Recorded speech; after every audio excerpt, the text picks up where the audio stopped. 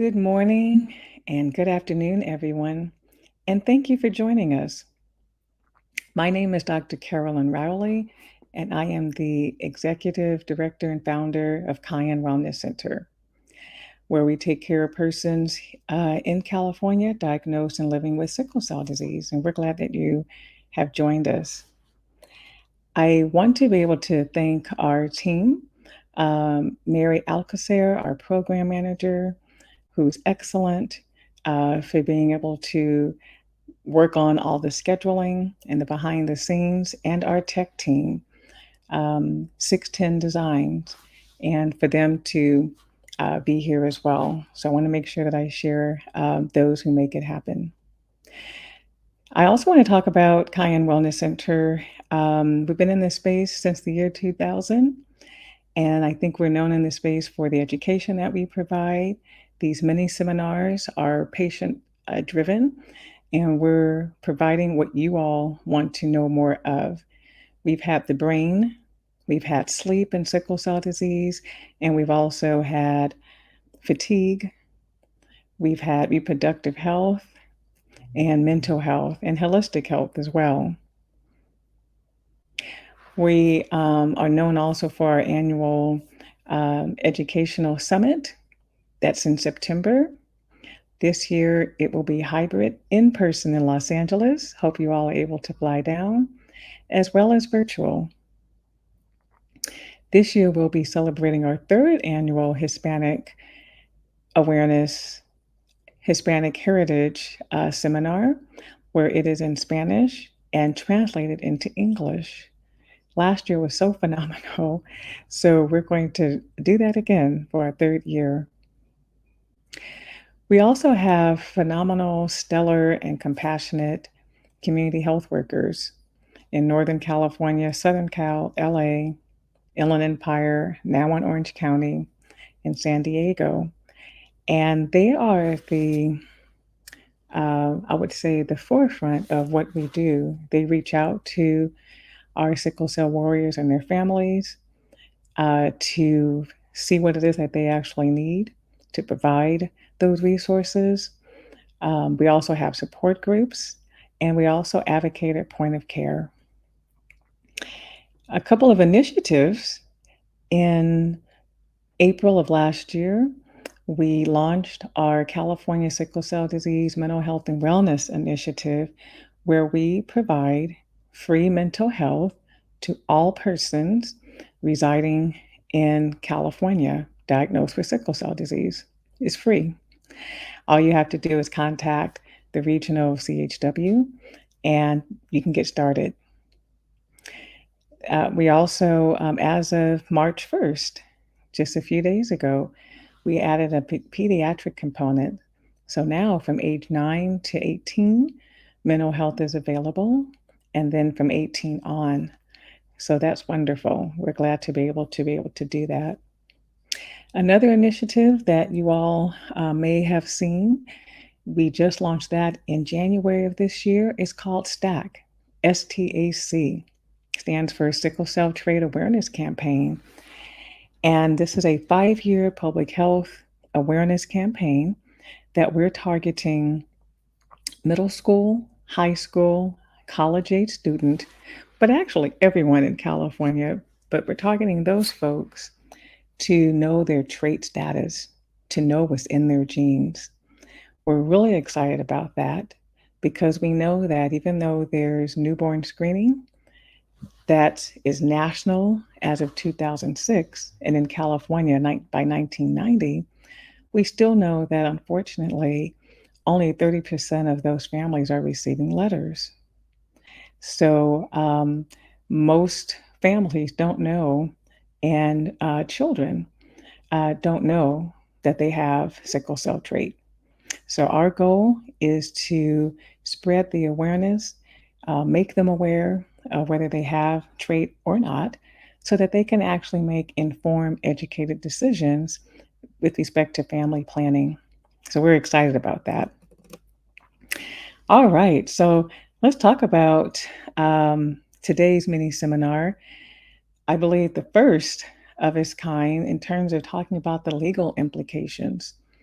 So, what I do know is this: I know that if you're a sickle cell warrior and or a caregiver, that at some point in your experience, this journey, that you have experienced something that may have been egregious and you weren't quite sure whether you needed to move forward and how to move forward and how to make it right.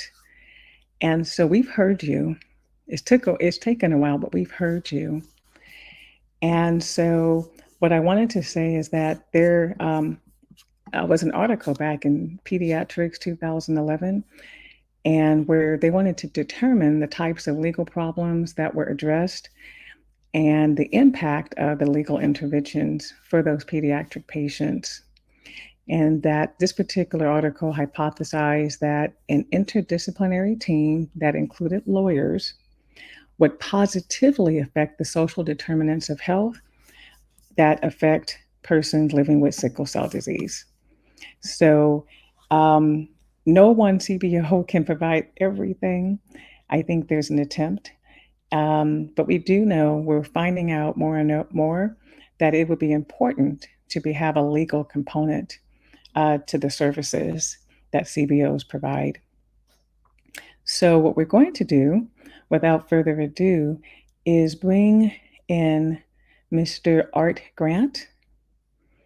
And Mr. Art Grant will introduce himself and explain to you, lay the foundation so that we're hoping that by the end of today, and we're going to do this, this is only part one of three, and we're going to, every time we get together, continue to lay that foundation so that you will be able to um, go down and figure out, do I have a complaint or do I have to take a case?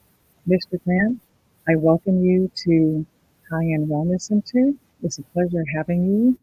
It's a pleasure you being here with your knowledge and your experience. And so, welcome. Good morning or afternoon, as it may be. I'm Art Grant. I am a retired attorney and I have handled actually sickle cell cases to judgment.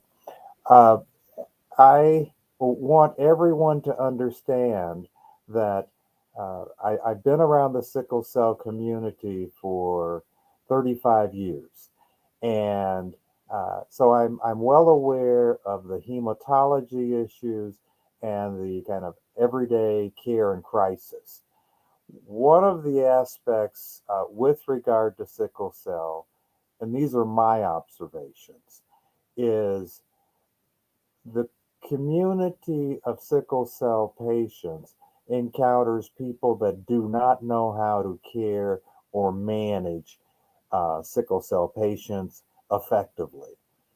And so that means that sometimes the patient really needs to actually help educate whoever the provider is at that time. Part of concerns is um, when you get poor service or lousy service or erratic service, um, people and their caregivers, particularly if you have a minor, can become very upset because the process of intervention is uh, prolonged more than it should be.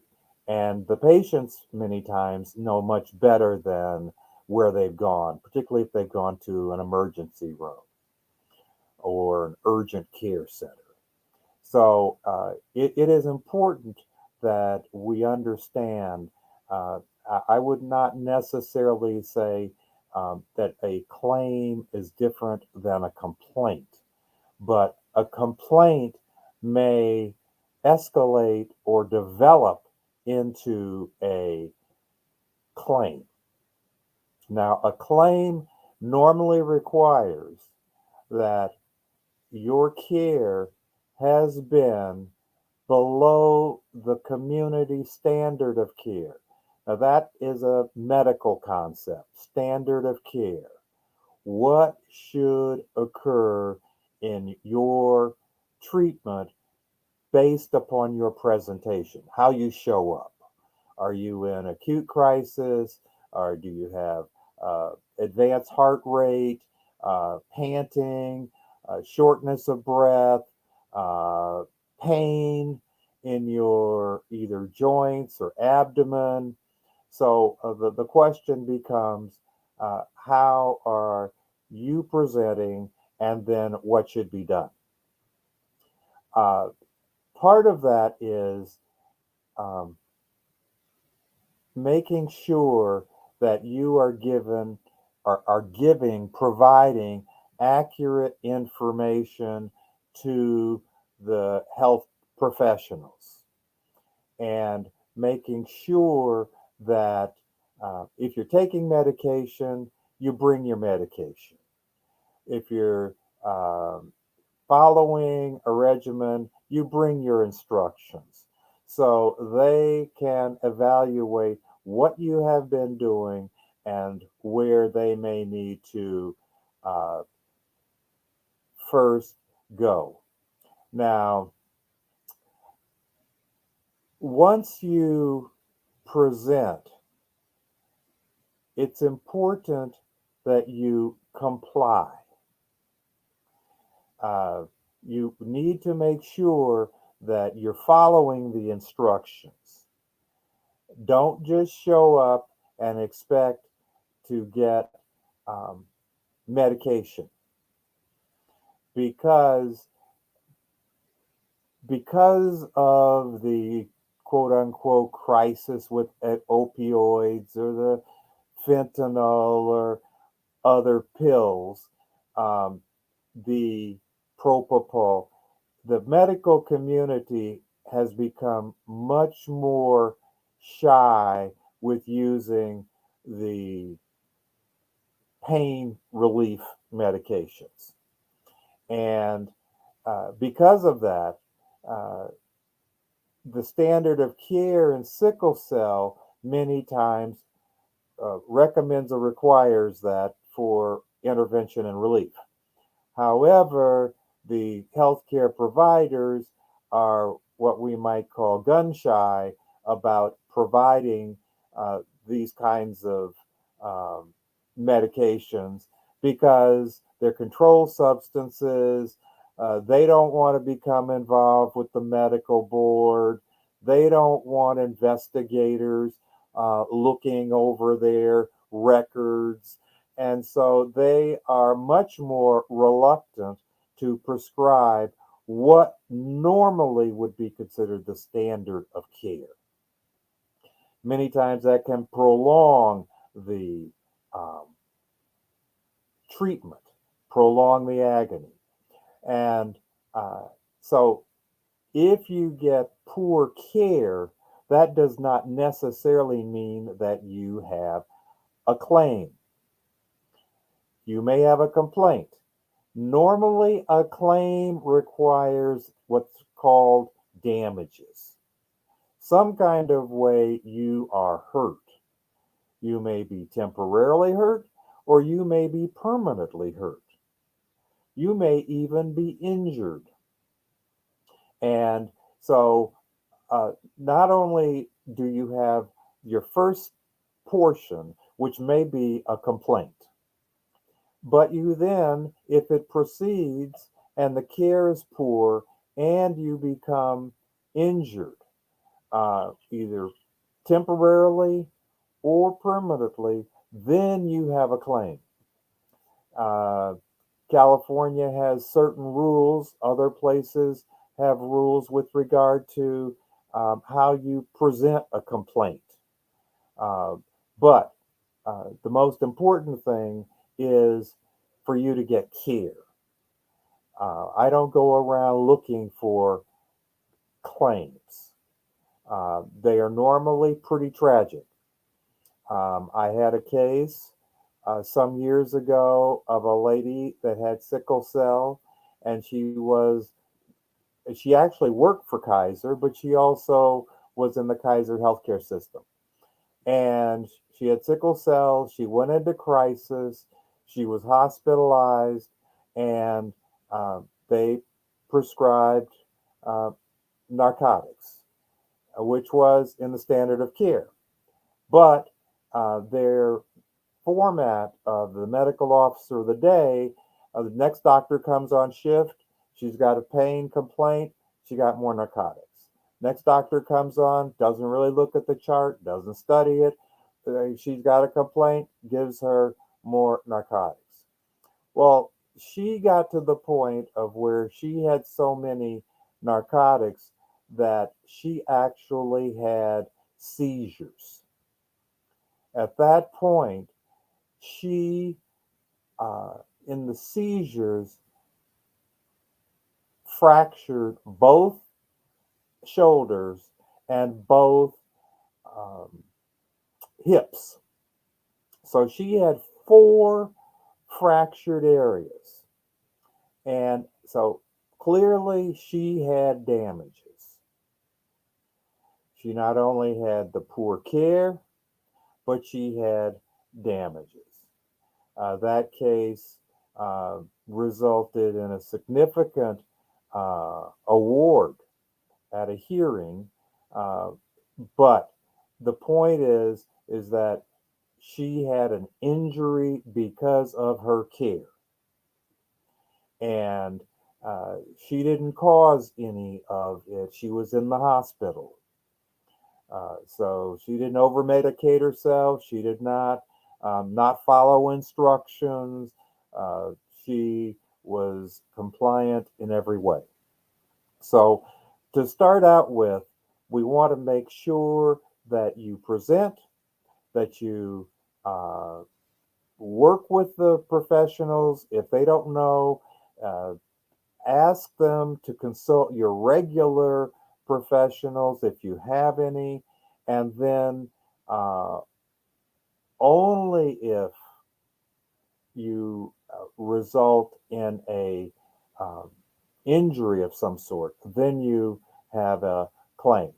But intermediately, if you believe your care is poor, if you believe you have been treated differently, you can file complaints, not only with their healthcare system, but you can file a complaint with the state medical board.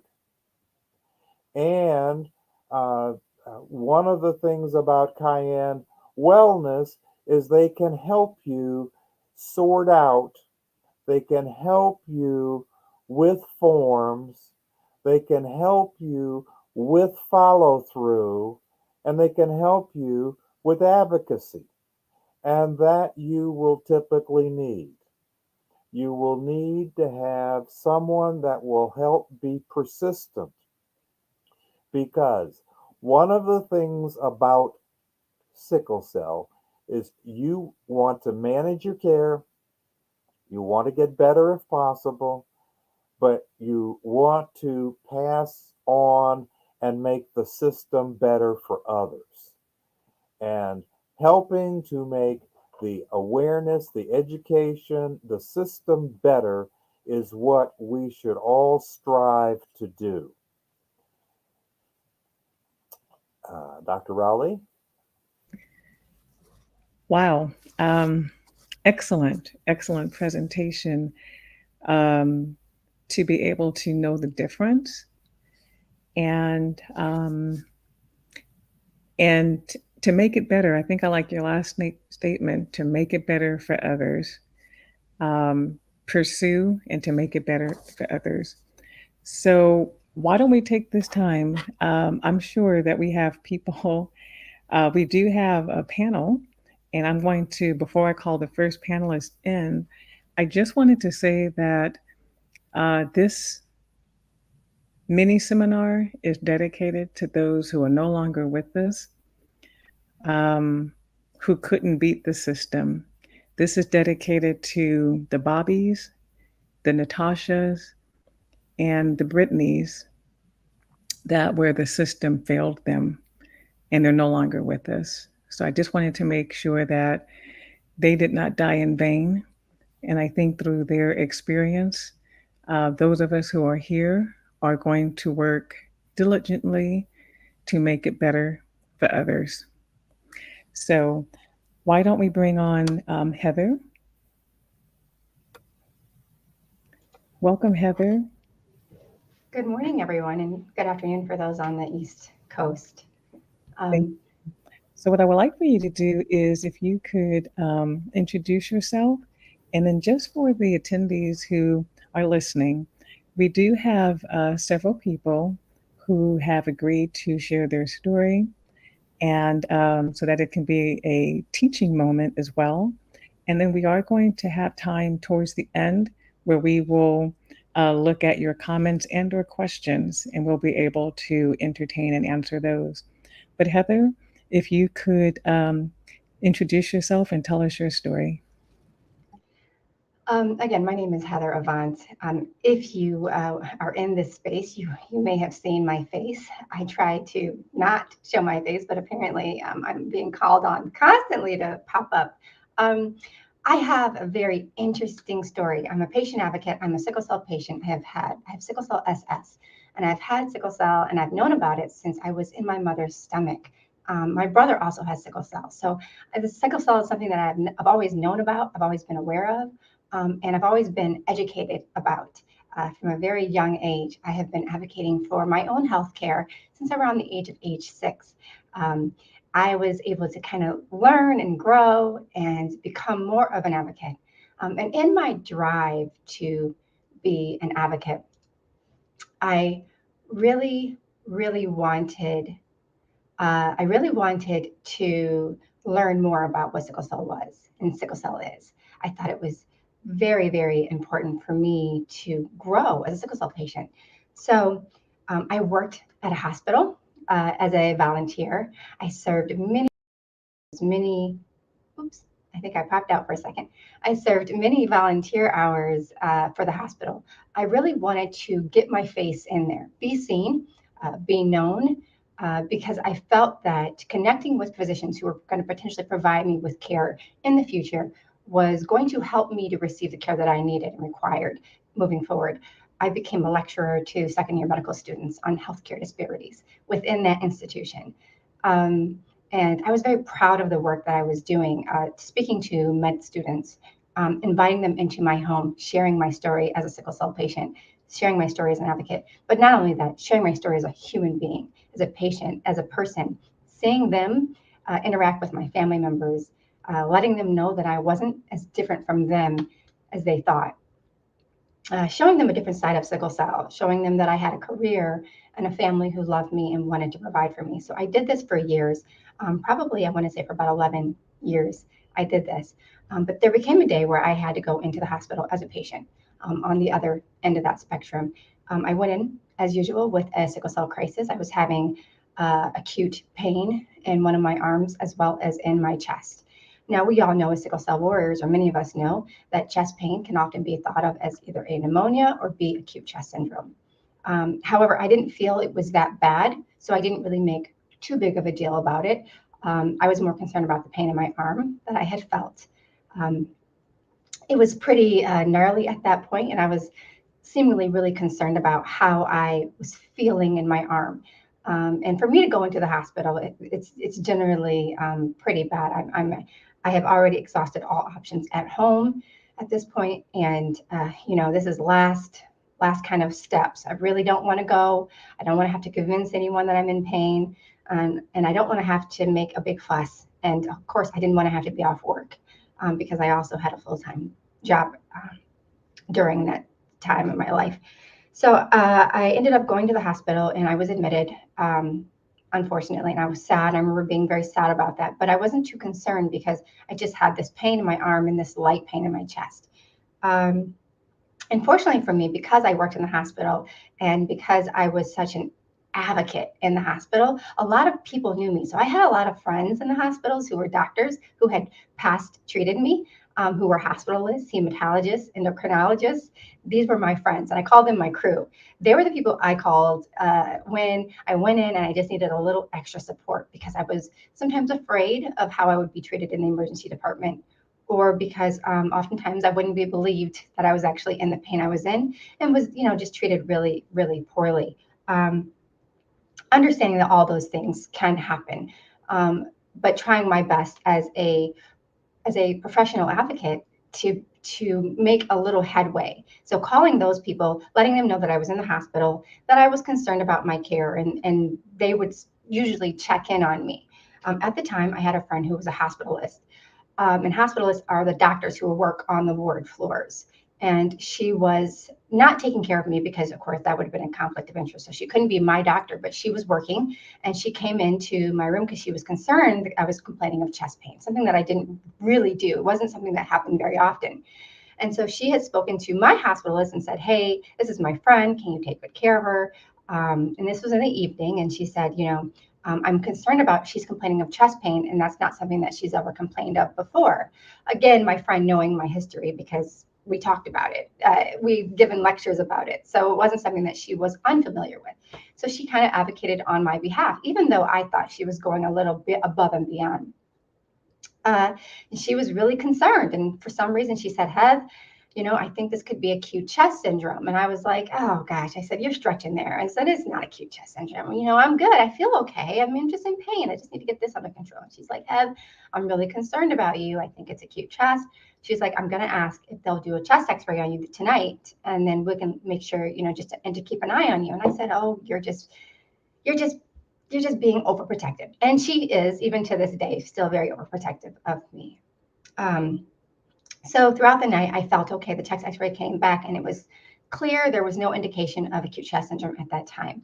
Well, I woke up in the morning after a rough night's sleep. Of course, that first night in the hospital is never really a great night, but I woke up groggily. I was exhausted. I was tired from trying to get the pain under control, as well as just being fatigued. And I couldn't breathe. And it was around 9 a.m. And I remember telling the attending who was doing rounds, "I'm having a really hard time breathing. I feel like there's a grown man sitting on my chest." And he told me, "Well, I think you're having a panic attack." And I said, "Well, I don't really panic." And he's like, "Well, how would you know?" And I said, "Well, I mean, there was a time in my life where I set my parents' kitchen on fire and didn't panic. I'm guessing that no one's on fire right now and I'm not panicking." I said, "But I just have this pressure in my chest and I'm concerned about it. Can you do a chest x-ray?" And he said, "No, I think you're fine. You think you're just having a panic attack and you need to take a deep breath." Well, this conversation went on for about 2 hours before I finally told my mom, who was by my bedside, "You need to call my friend Jen, who was on the night before." But my mom didn't know how to use the iPhone at this time. And so my mom didn't know Jen's number. She couldn't pull it up on my phone. And I said, "Well, Mom, you've got to figure this out." And at this point, I'm kind of going in and out. I can't remember. I'm losing consciousness. So we're about 2.5 hours in. I finally tell my mom, "Hey, Mom, I'm dying." And she's like, "Okay." And so she called the doctor back in and he's like, "You're just having a panic attack. You need to take a deep breath." And I'm like, "I can't. I'm dying. I think that this is acute chest syndrome. I really think that you need to order a chest x-ray. I'm dying." And I said, "I'm dying, I'm dying." And I kept saying it over and over again. And I kept saying, "I'm dying, I'm dying." And my mother said at one point, I looked at her and said, "You got to call 911. I'm in a hospital bed, admitted into the hospital, and in my state, because I was in a panic mode, asking them to call 911 because I was dying." And people say, "Oh, you think you were dying?" No, I knew. I knew I wasn't going to make it. There was no doubt in my mind that I was going to die, and I was going to die that day. Well, I'm not quite sure exactly what happened, but by the grace of God, my mother was able to find Jen's contact on my phone, and we called her. And my mother put the phone up to my breath, and breathlessly, I said, "Jen, I'm dying." And I remember hearing her scream in the phone, and she said, "I'm an hour away. I'm on my way. I'm coming. Give the phone to your attending."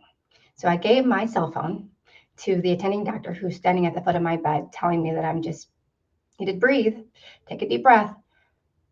I gave my phone to him, and I don't know what she said. I don't know what happened. I don't remember, but I remember the critical care team coming into my room. And anyone who's been in a hospital knows the critical care team, they come in when you're really, really sick. And now in the state of Michigan, there are signs in every room for any person, parent, patient, advocate, provider, to call the critical care team. Their number is listed in every single hospital room, least at that hospital. And I know why. I am the reason for that. So the critical care team came into my room. And at this point, I'm 5 hours without breath. And at this point, I'm gasping. And the guy is just, I'm still trying to talk, because as long as I'm talking, I'm awake. If I keep myself awake, I'm not going to die. And I kept thinking, this is it. And I kept telling my mom, I'm sorry you're going to lose me today. And the person who came in my room happened to be a friend of mine from Bible study. And he was a nurse. He was the lead nurse on the critical care team. And I remember him looking at my mother and then looking at me and saying, what's going on? And I looked at him and I said, I'm dying. And he said, no, you're not today. And then behind him came in his team lead, which was attending. And the attending said, oh, she looks like she has acute chest syndrome. Let's do a blood gas on her. Well, at this point, my veins are completely shot because I have no air in me. I'm dehydrated. Everything is kind of going wrong. My body is at this point really just kind of saying, okay, enough. They put the ambu bag over my face. He pushed air into my lungs, and that was the first breath that I took in over 5 hours. And I looked up at him again, and I said, thanks. I think that you may have saved me. And he said, okay, well, don't talk. And he stopped talking. He kept pushing. And they brought in the chest x-ray machine to do a chest x-ray in my bed and found out I was living off of 20% lung capacity. At this point, it was all person on deck. They laid my bed back. They flew me out of the room. They pushed me into ICU. And on the way into ICU, the attending who was over my case as a hospitalist during the day, who kept denying me care, said to me, I still don't think you have acute chest syndrome. And I remember I couldn't figure out why he felt the need to relay that information to me. What was the purpose of telling me that? They're pushing air into my lungs so I could breathe. I get pushed up into ICU. They're still pushing air into my lungs. At this point, I have probably 10 doctors working on me. They're putting tubes everywhere. I had tubes coming out of my neck, out of my groin. I had tubes that were going to force down my throat. And they were telling me all of this, and they're saying, we're going to have to intubate you, because if we don't intubate you, you're going to die. Well, let me tell you, I have to believe in God, because at this time, my hematologist was called. I had been asking for him for hours, and no one would call him. My hematologist found out, and I think it was my friend Jen who actually called him. He came into the room and he said, no, don't intubate her. If you intubate her, she's not going to live. She's not going to make it. He had seen this before. He's like, this is nothing new. She's not going to stop. She's not going to get off that intubation. I mean, they're like, she's not going to make it. I've never seen her look like this in her life. I was depleted. I have nothing left to give. 5 days, I woke up later. They had completely done a couple of blood exchanges at this point, and I was alive. And I was scared because I didn't know what was going on. And I was in ICU, and I had tubes coming out of everywhere, but I was alive. And I remember my mom telling me, your doctor friends, the people who you trust, they stayed by your side for days, willing you to stay awake and breathe. And it was a long road to recovery. My lungs are still damaged. I've had pulmonary embolisms because of that. I've had acute chest syndrome on more times than I can count. I have suffered from having to relearn how to walk. There were so many implications, and I've suffered from trauma. I think the trauma is still very much there from that incident, because a doctor wouldn't believe me enough to get the care that I needed and deserved. So once I left the hospital, it was sometime later, I remember being angry because I told him what I needed. I was advocating for myself the best I possibly could. And my mother, because she's just a sweet soul, was believing this man who was telling her that I was okay and just needed to breathe. And so everyone's telling me I needed to breathe the entire time, but no one's doing the work. Do a chest x-ray. I'm not asking you to use your own personal money. It's very simple. So he didn't do any of the things that I had asked for. And I wasn't the one who realized that, well, I recognized that the standard of care was pretty poor at that point, but it was, is this a complaint or is this a complaint? At this point, it was a complaint because I was complaining, but I was pissed. I was angry because this is what I had fought so hard against. So in my anger, I wrote a letter. And I wrote a letter and I sent it to everyone I could possibly send it to. And even my team of friends who are all doctors, who all sat by my bedside while I was trying to live. And they all said, take this all the way to the top, kid. You have a case. This is something serious. They've done wrong and they know it. And I said, oh, no, I can't. And they did. And from then on, I wrote that letter, and that letter made it all the way to the top. And then their legal team, the hospital's legal team, asked to meet with me. And at that point, I knew that they wanted to talk to me for some reason, because why else? I'm just a patient. So they brought the legal team. The legal team came. I brought in a lawyer with me because Mama didn't raise a fool. I brought in a lawyer. I brought in an executive. And thankfully, because of where I had positioned myself in my life, I brought in the ex-CEO of the hospital. And we sat across, and my doctors and all my friends, we sat on one side of the table and they sat on the other. And I remember them asking my hematologist to come over to their side. And he was like, oh, no, no, no, no, no. This is y'all done messed up. I can't. He's like, I'm here for her because her life is, the course of her life has now changed. And we sat there and they said, well, what do you want? You're here, you're alive. And I said, yeah.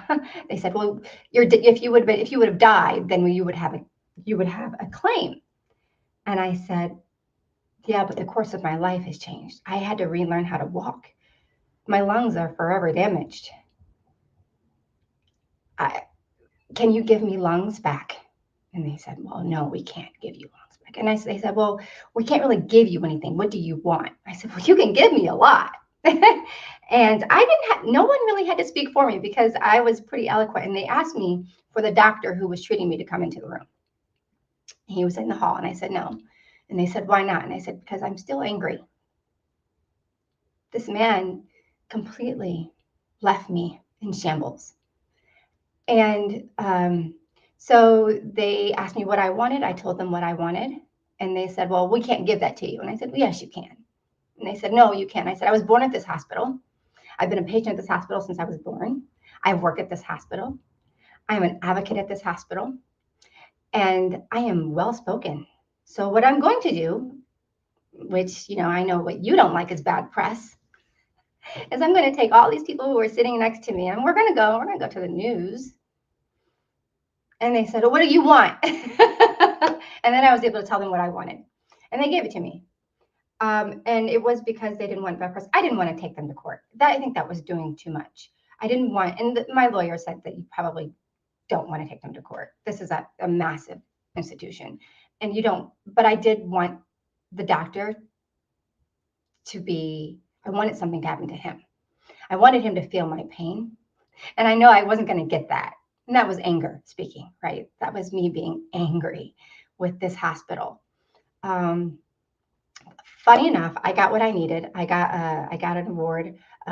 They were able to help relieve, they erased all of my medical debt from the past. I had over $183,000 in medical bills.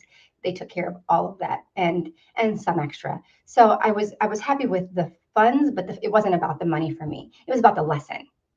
I didn't sign any papers saying I wouldn't speak because I was like, this is what I do.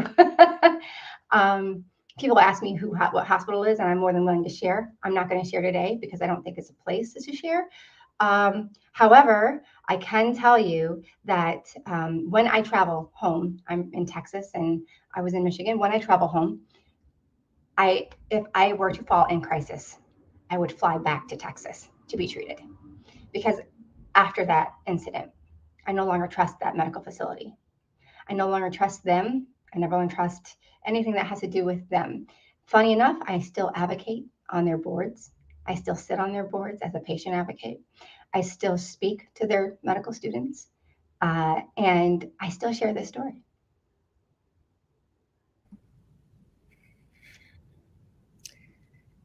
Heather, thank you. Um, and I mean sincerely, thank you, because I'm sure that it brings up, and this could, you had a traumatic incident and a traumatic event that took place. And so, um, thinking about, talking about it and speaking on it you can relive that. So I thank you for being here to again help others.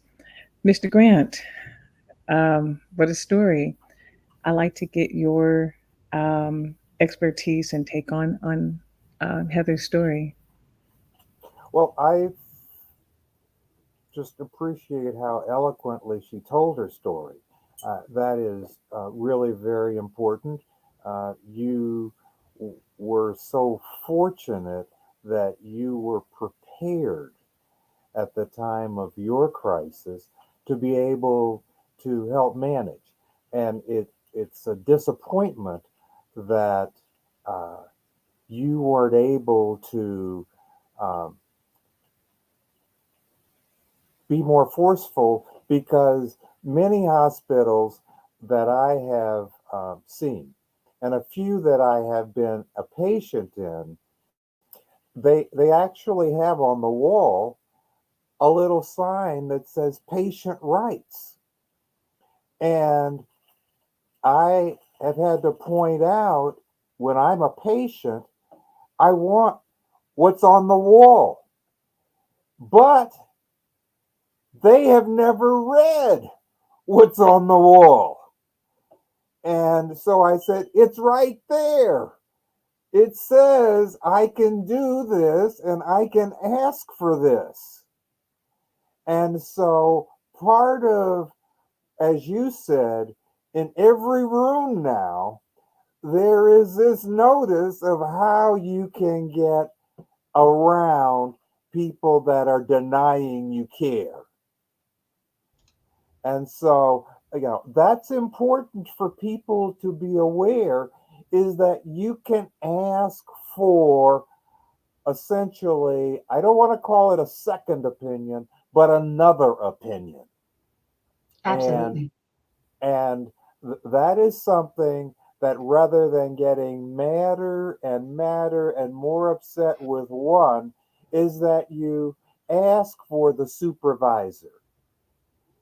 And if that doesn't seem to be working faster, you ask for the supervisor's supervisor. But it is important. Now, in Heather's case, she had truly had damages. And it wasn't true what the hospital said. She had tubes put in her. She had a course of care that was detrimental to her. It made her much more fragile to have problems in the future. And so that was totally untrue that you were not damaged. Absolutely. And so I'm glad you did have, some representation, uh, and you were too nice. I was. And I look back at that, but I was young. 40-year-old me is kicking myself. 25-year-old me was like, yay, no more medical bills. But yes, I was definitely too nice. And uh, uh, we all need to look out for ourselves and others. And part of um, what I have tried to encourage, as I said earlier, is to make the system better, to make the system more responsive. What would it have cost for them to do an x ray? We're not talking about a complicated, you know, sonar MRI or something. We're talking about a $106. 100-year-old procedure, an x ray. Hmm. So that was way below the standard of care. And that doctor should have um, had some consequences. had been required to do more training, to be more responsive to a patient, to call in on his own others, to essentially he gets a second opinion about Absolutely. how he's managing you. Uh, and it appears that even when your friends that were on the medical staff were saying something, he still was not accepting. Yeah. So you did a great job uh, in advocating for yourself. Lots of But, lessons were but you learned. but you suffered consequences, Absolutely. and so Thank, thank you for thank sharing. What I wanted to point out before bringing on our next panelist is you said something profound and they weren't listening. And this has actually happened recently this year with another warrior. And you used the words, I am dying. I am dying. And The I other, didn't use it once. oh, you mentioned it several times, and the other warrior also mentioned, I'm declining. And so we As have, warriors, we're very quick to not say the words I'm dying because we don't want to claim it. But I correct, feel like if you feel that you are dying, to scream it. Because as the nurses later told me, some of my nurses who worked in the infusion unit said to me, Heather, I've never known a patient in the hospital to ever say they were dying and didn't mean it. Whenever they have said it, they meant it, and a lot of times they passed. So the fact that you were saying it with every breath I had, I'm dying, and it fell on deaf ears. yes, So yes, it is important for us. If you feel that you are that close, no other word works. Declining doesn't work. yes, Failing doesn't work. You yes, have to scream that I'm dying, and I don't care who needs to believe me in this moment. I'm dying, and yes. um, because that was on record.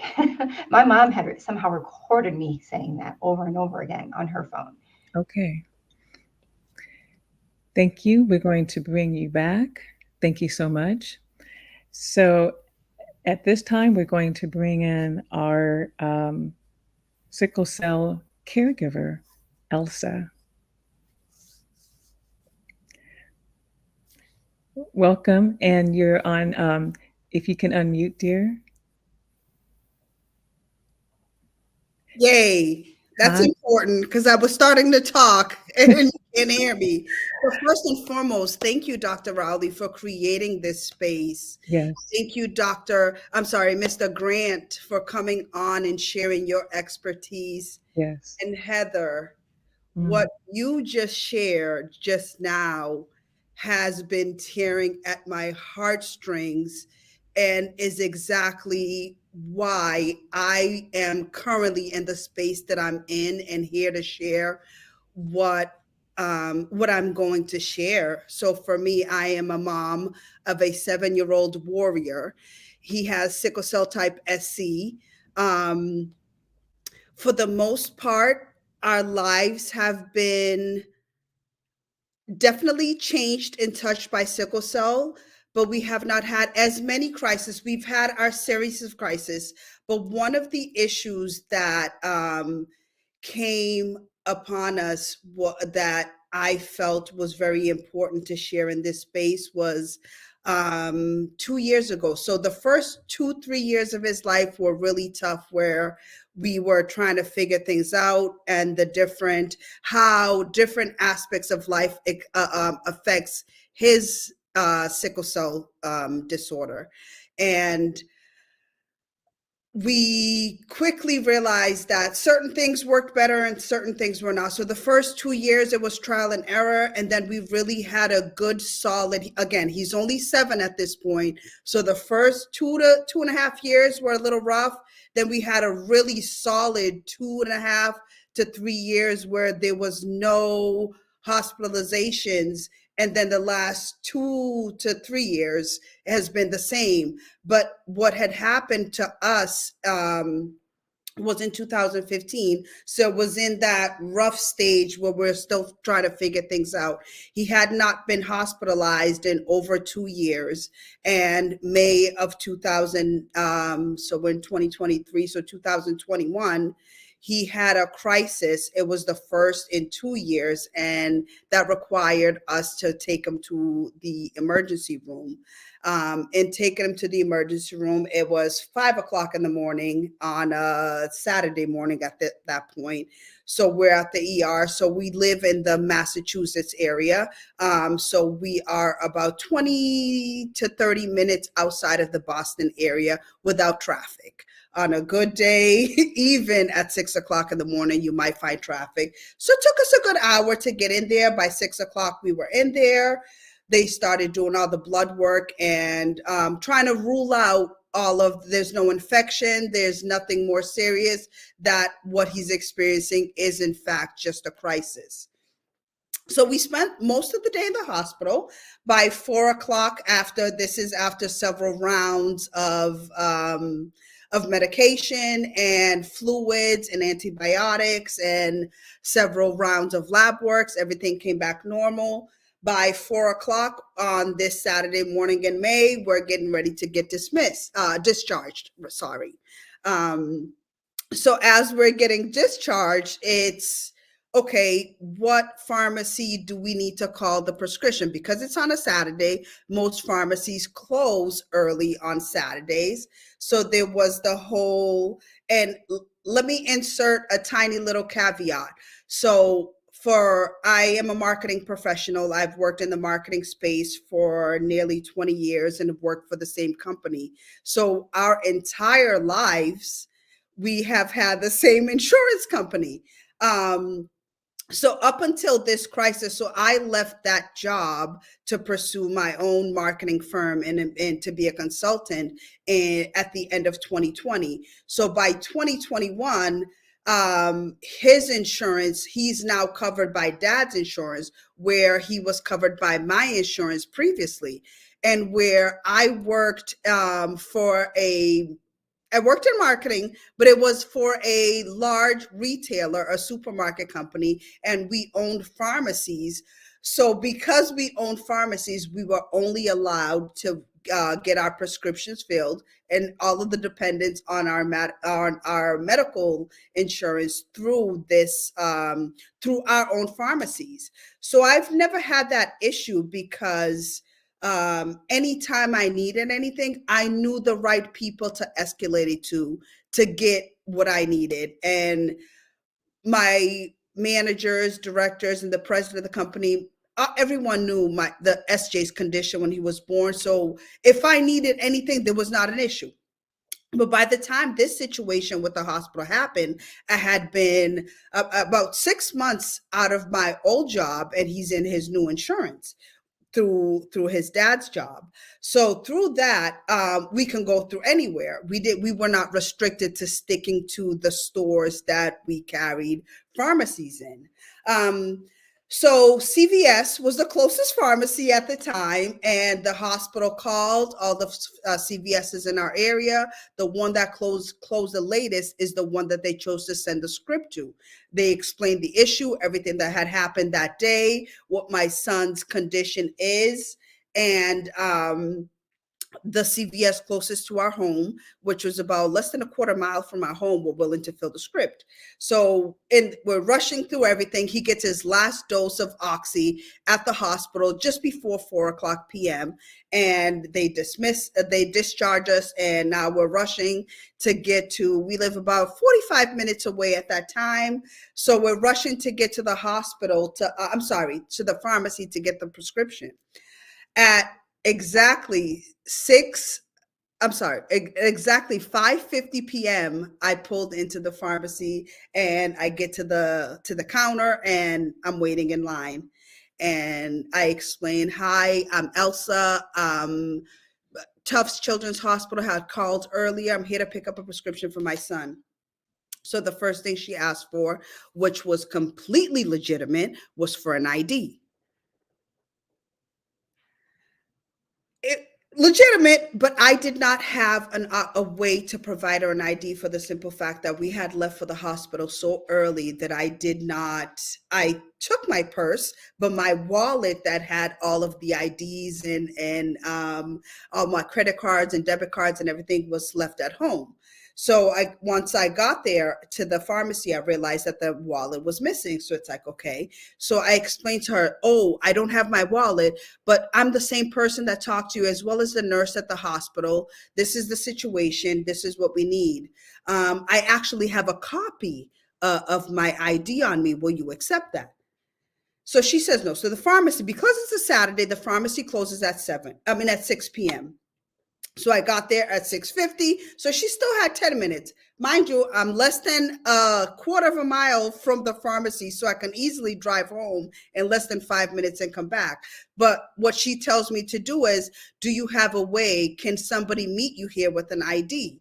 So I call my mom, I call my sister, and they're both not close enough to get to me before it closes, but close enough, not that close where they can get there in like less than 5 minutes, but close enough where they can get there before it closes. So we go on, I'm making calls, and she says, as I started to make the first phone call, when she told me that I needed to call someone to bring me an ID, I'm calling, she says, step aside, I'm going to help the people behind you. There were 2 other people behind me. So as I'm calling, she's helping the people in front of me. She goes on to help at least another 2-3 people in the drive-through lane. So the whole time I'm waiting, I'm making calls, making sure that people can come and give me this. And by now it's 6:15 and she's starting to close down. I noticed that she's not taking any more customers. But I'm still standing there. There's nobody else. So I'm still like trying to call as many people as I can to make sure that I can have someone who has an ID. But meanwhile, I had asked her, can I just drive home real quick? I'm less than 5 minutes away from home and I can come back before you close. She's not acknowledging me. Finally, by 6:15, she's helped everyone that was behind me, now that she put in front of me. And then she goes on to help everyone in drive-through.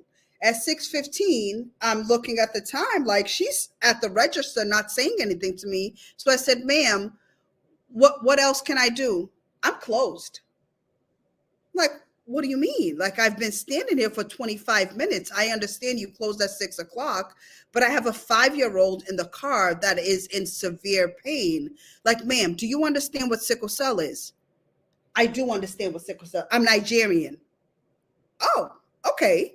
So, and I state that she stated that she's Nigerian because Nigeria is actually one of the largest populations of people with sickle cell disease.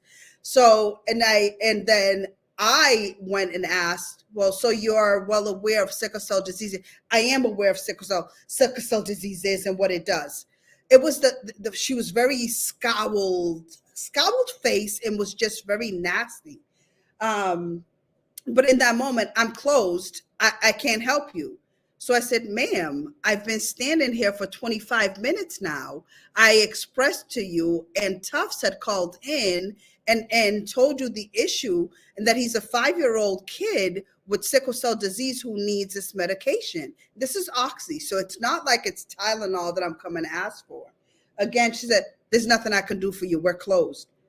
I proceeded to tell her, but I've been waiting all this time and you told me to call for people, but if you weren't going to take me, at least give me some other options, which she did not. In short, I ended up having to leave. She was extremely rude, knowing what sickle cell does and how it affects the body, and that my son had his last medical or last pain medication at 4:30 p.m.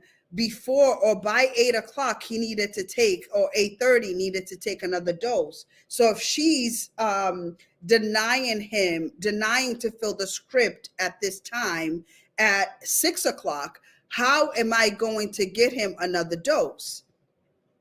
She could not care any less than what she did in that moment, because she was just dismissive and just extremely rude and condescending, and basically told me to just leave. There's nothing I can do for you. And the whole time I'm sitting there like, well, why would you have me wait here 30 minutes just so you can tell me that there's nothing you can do for me? Why wouldn't you just allow me to drive home, which I'm less than 5 minutes away, and I can bring all of the documents before the store even closes while you're still dealing with other patients? Needless to say, that day did not turn out the way.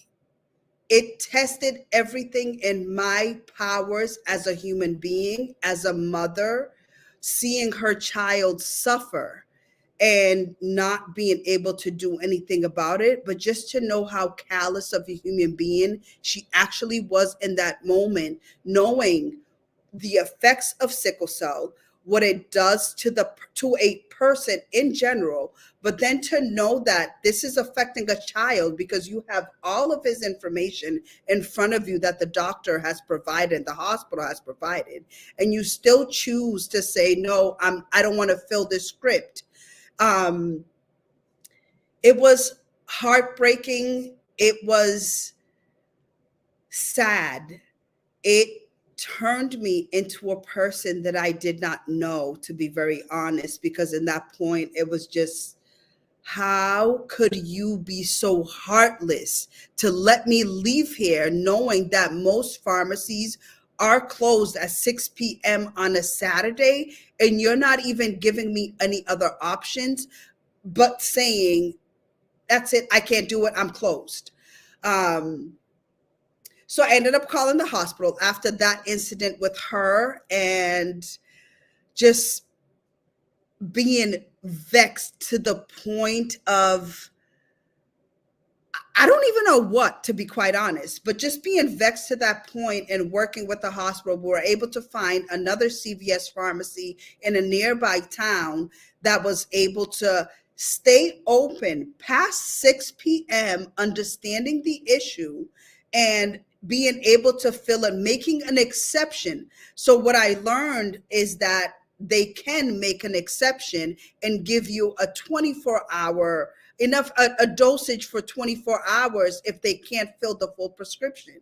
So the way that I learned that is that the next pharmacist in the town over, she was also Nigerian, and she had family members who had been afflicted by sickle cell. So she was not only well informed about the condition, but also the effects and what can be done to prevent certain things that that can happen if we don't take action right away. So I've been super grateful for. I was super grateful for that particular team. From there, for me, I was so livid in that day that it brought out a different character that I didn't realize was in me. But I'm okay having to reside in me when I have to protect my children. But it also made me acutely aware of the disparity that afflicts so many sickle cell warriors, like Heather had mentioned, is that so often, as warrior themselves are clearly explaining what they need, how they need it, and they're being completely ignored. That's not okay. It's not okay that we have a system that does not hold people that we consider the next point of contact, or the next people that's supposed to help us and our children feel better. And these people are actually harming us and our children more than they're helping. So my question in all of this, so for me, what we did in that moment was, because I worked for a large retailer that owned many pharmacies, I knew certain steps to take to build things up. So the first thing I did is contact the pharmacy team. And at that point, she was the pharmacy manager. So I couldn't go any farther. So, okay, so I'll reach out to the store manager. Reach out to the store manager. His response was completely lackluster, had no knowledge of sickle cell. There was no sense of accountability on how he um, hold his pharmacist or his team accountable for misbehavior. So didn't get that. So I escalated it to the district team. I contacted CVS's regional board, regional office, and then their district office. And eventually, after a couple of weeks, I heard back from the district manager that this particular pharmacist, who happens to be the head pharmacist in our area, was disciplined. However, they were not able to tell me how she was disciplined and what their discipline entailed.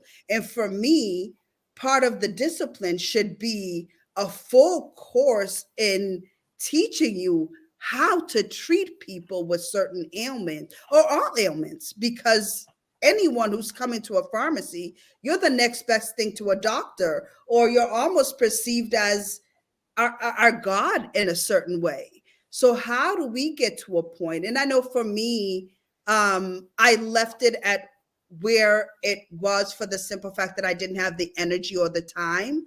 But I'd like to know, for someone else that may come behind me tomorrow, how can they, what recourse is there when the pharmacist is clearly declining or denying you access to medication and things that can help you or your warrior? So it's like, what recourse is there for a parent, caregiver, or even a warrior to address certain situations when you're completely being discriminated against, or completely being denied care for whatever reason, based on the person's whoever is behind the counter, their own perception of what they can or cannot do in that time, or honestly, more likely how they choose to discriminate?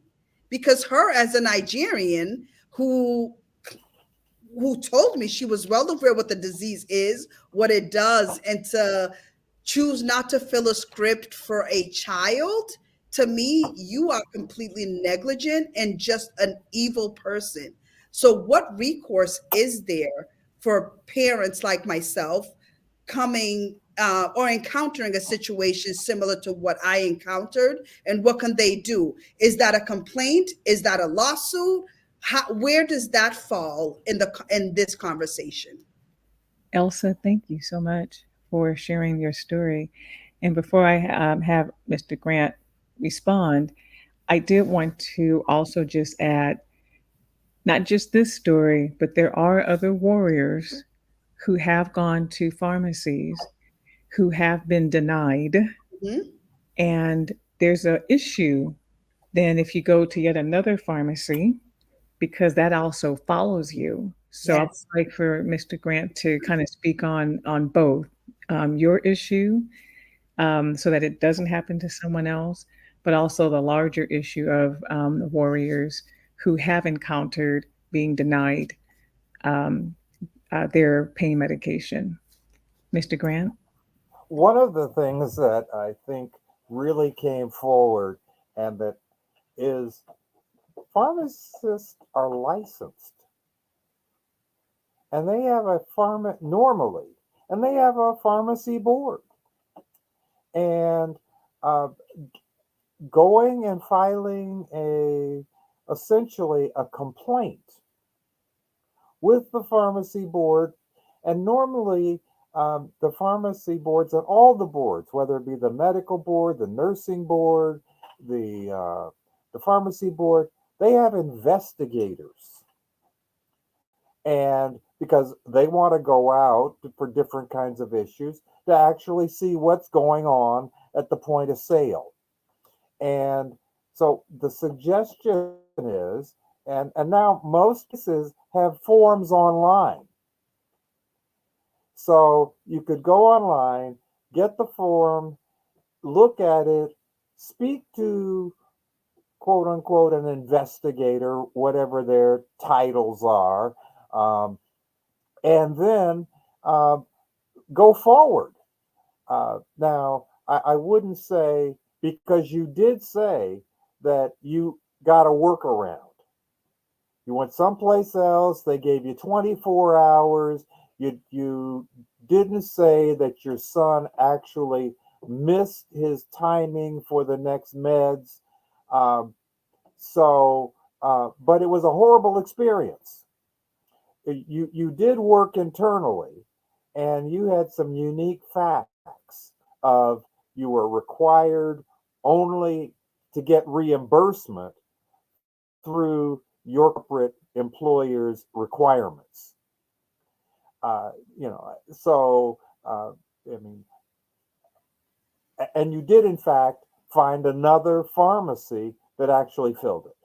So the first thing that I would suggest is the filing a complaint with the board. And uh, and as you said, and I think you made a good point, it took so much energy that you didn't have much more time to really pursue it. You've got your son, you've got your job, you have other things to do. And you had this horrible, potentially threatening condition, but it didn't go sideways. So, but I think I would follow through, because again, yeah, people will say we don't discuss personnel actions, so we can't tell you what we actually did.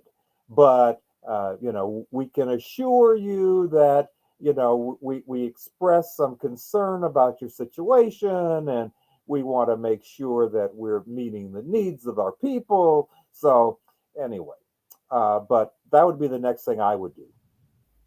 And like I said, I guess now that was 2 years ago. Yeah. So that was going to be my next question. Is there a statute? And for me, honestly, I feel like I have so much other things going on that I don't necessarily care to pursue it in terms of getting anything in return. But if I knew that it was going to set precedents for future uh, patients, and the if it can change the landscape of how other warriors are treated going forward, and I knew that there was a certain if I'm within certain jurisdiction and time frame, absolutely. But I'm not looking to necessarily pursue a legal route in this. I'm more interested in how do we help other warriors and help other parents not to have to deal with situations like this. Lucky for me, I knew who to call, when to call, and to tell them where to tap into. But I'm also acutely aware that many other patients and warriors and caregivers don't have the resources that I have to, that they can direct where communication or messages are being sent. I I'm I totally take on that I'm in a unique position in that sense. But for someone who did not have any resources or did not know, and they're just a layman's person who's just coming into this space, what would you suggest their very first step be, and then what the next step thereafter should be in the event that they encounter something similar? Well, the first step I would do would be contacting the pharmacy. I mean, after you contact the employer, since you were in that situation, the next step would be contacting the pharmacy board. And Uh, following a complaint. and then I guess some of these organizations actually have like a head pharmacist. I mean, you said you broke it down to the store manager apparently was controlling the pharmacy. She was the You know, initial head, so she ran the pharmacy. So there was already a cancer at the source, in a right, sense, here right. for me at Yeah. least. And so the without getting in the minutia of the employer, go to the pharmacy board. And I think that's the best thing to do, because they can also um, impose on other pharmacists and their own newsletter going out to the field, um, things to watch for, things to point out, and things to emphasize. I mean, you're showing up, it's late. That they need to either address your needs or tell you where they can get met. Okay, we're closing, but here's a unit that stays open, or we'll call the next unit. But your alternative, the way I was hearing it, if you didn't find that other pharmacy, you were going to have to go back to the ER to get your meds. Absolutely. Absolutely. Which is what we've had to work into the plan. And I know we're wrapping up. But yeah, so that has been part of what we've had to work into the plan, is to try to get the medication on site as we're there if it's available. Right. It's not always available in most cases, but when we can, we try to go that route now. Right. And that was going to be one of the things that we do recommend is if you are able to get your prescriptions filled at the hospital Mm-hmm. offices. Elsa, thank you for sharing your story. Thank you. So we want you to hang around. We're going to bring everyone back. At this time, everyone, we do have one more panelist. So we're going to bring on Judy Johnson. And as promised, we will have opportunity for you all to put in the chat if you have questions or what have you, for us to be able to um, comment on and answer those. So next up, and I know uh, this young lady, Judy Johnson. I've known her for some time, and she's also the author of several books. But it's nice that when we have some of our older warriors on as well. Judy, if you can take an opportunity there you go, and just to introduce yourself, and Okay. and then we're going to have you share your story. And as you've seen with the others, Mr. Grant will comment on that as well. Judy? Oh, okay. Unfortunately, there are not enough people in my category that could lend, uh, could lend information about what we have been through during the early ages. Let me just say, I'm 80 years old, uh, back in January 5th. But anyway, I want the medical community and the legal community to understand is that when I come in, I bring all of my experiences. You have to understand, where did I come from? What was the environment that I had no control over? Where I was born, where I was raised, or whatever. So I grew up in the mountains of Appalachia. So, in other words, and yes, Dr. Rowley, you mentioned that I've written several books. I have the book I'm working on now is From Appalachia to Prison. Now, get at that set there. And all. I grew up in a mountainous town, very few blacks, no, very poor. There are many people that can't talk for themselves, and they don't know what to say or whatever. My mother had an eighth grade education, but we won't get through that. I understand we were poor. And when I started having these pain episodes, listen, for 15 years, for those of you that know what sickle cell is, you know that how painful it is. I suffered through the pain for 15 years. And you know how I was treated? I was treated with liniment. Now, you know what liniment is? You go home and look up in your computer. It's that you splash that stuff in your hand and just splash it on the arm or whatever part of the body that is that is hurting. But anyway, that's my existence. And my mother had to work. There was no one around to say, well, an adult to say, well, we're going to do this, do that, and the other. I was practically raised by my 18 and a month uh, older than me sister that took care of me. That my mother taught her how to put the liniment on me. Um, but she was the best. She was the only friend I had in growing up, okay? Because I was too sickly in school, out of school, do this, do that. But anyway, it's sort of hard for me to relate to today's kids where you can just pick up the phone and call a doctor and say, this, that, and the other. Can I bring my child in? And they'll come and they'll give you have some resources.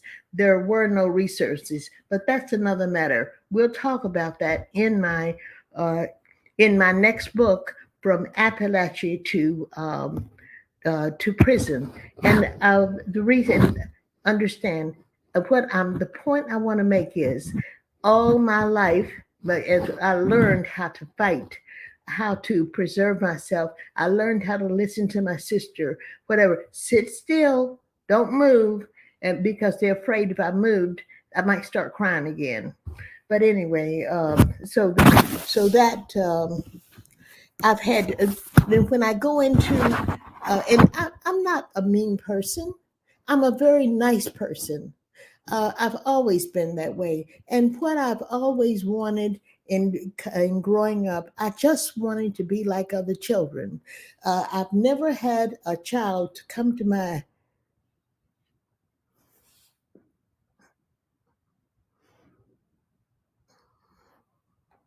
sorry. I had never had a child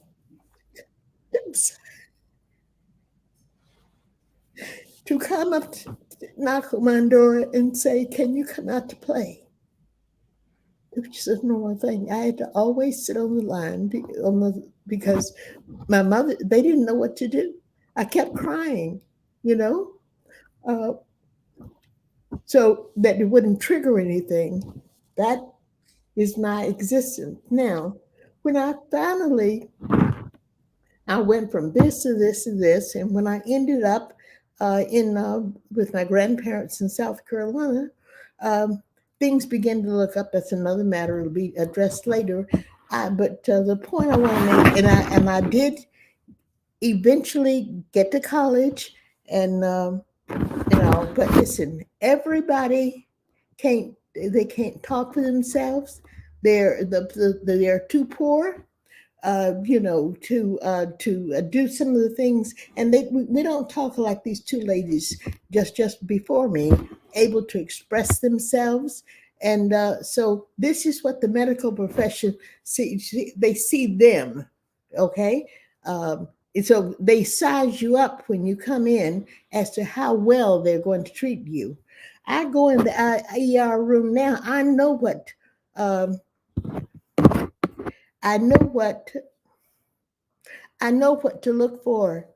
One of the things, let me take a, there's so much, but let's take a port. I suffered years and years and years because there used to be a time when you'd go to this doctor, they would have to do a blood test, okay?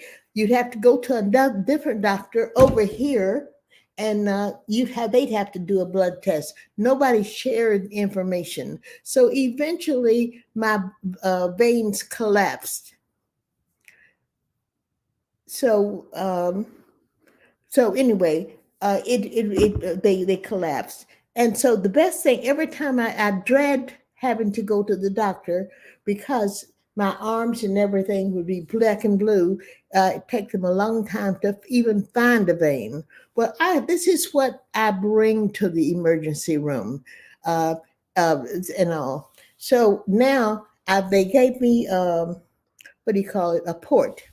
When I found out about a port, that's because I'd gone to the doctor, a doctor, and it took them 3 different nurses that had 3 different levels of experience, and neither one of them could get a drop of blood. The doctor said, and I said, it's time. So they put the port in or whatever. Now, when I go to port to own to find out that most of the nurses and personnel, even in the ER, cannot access a port.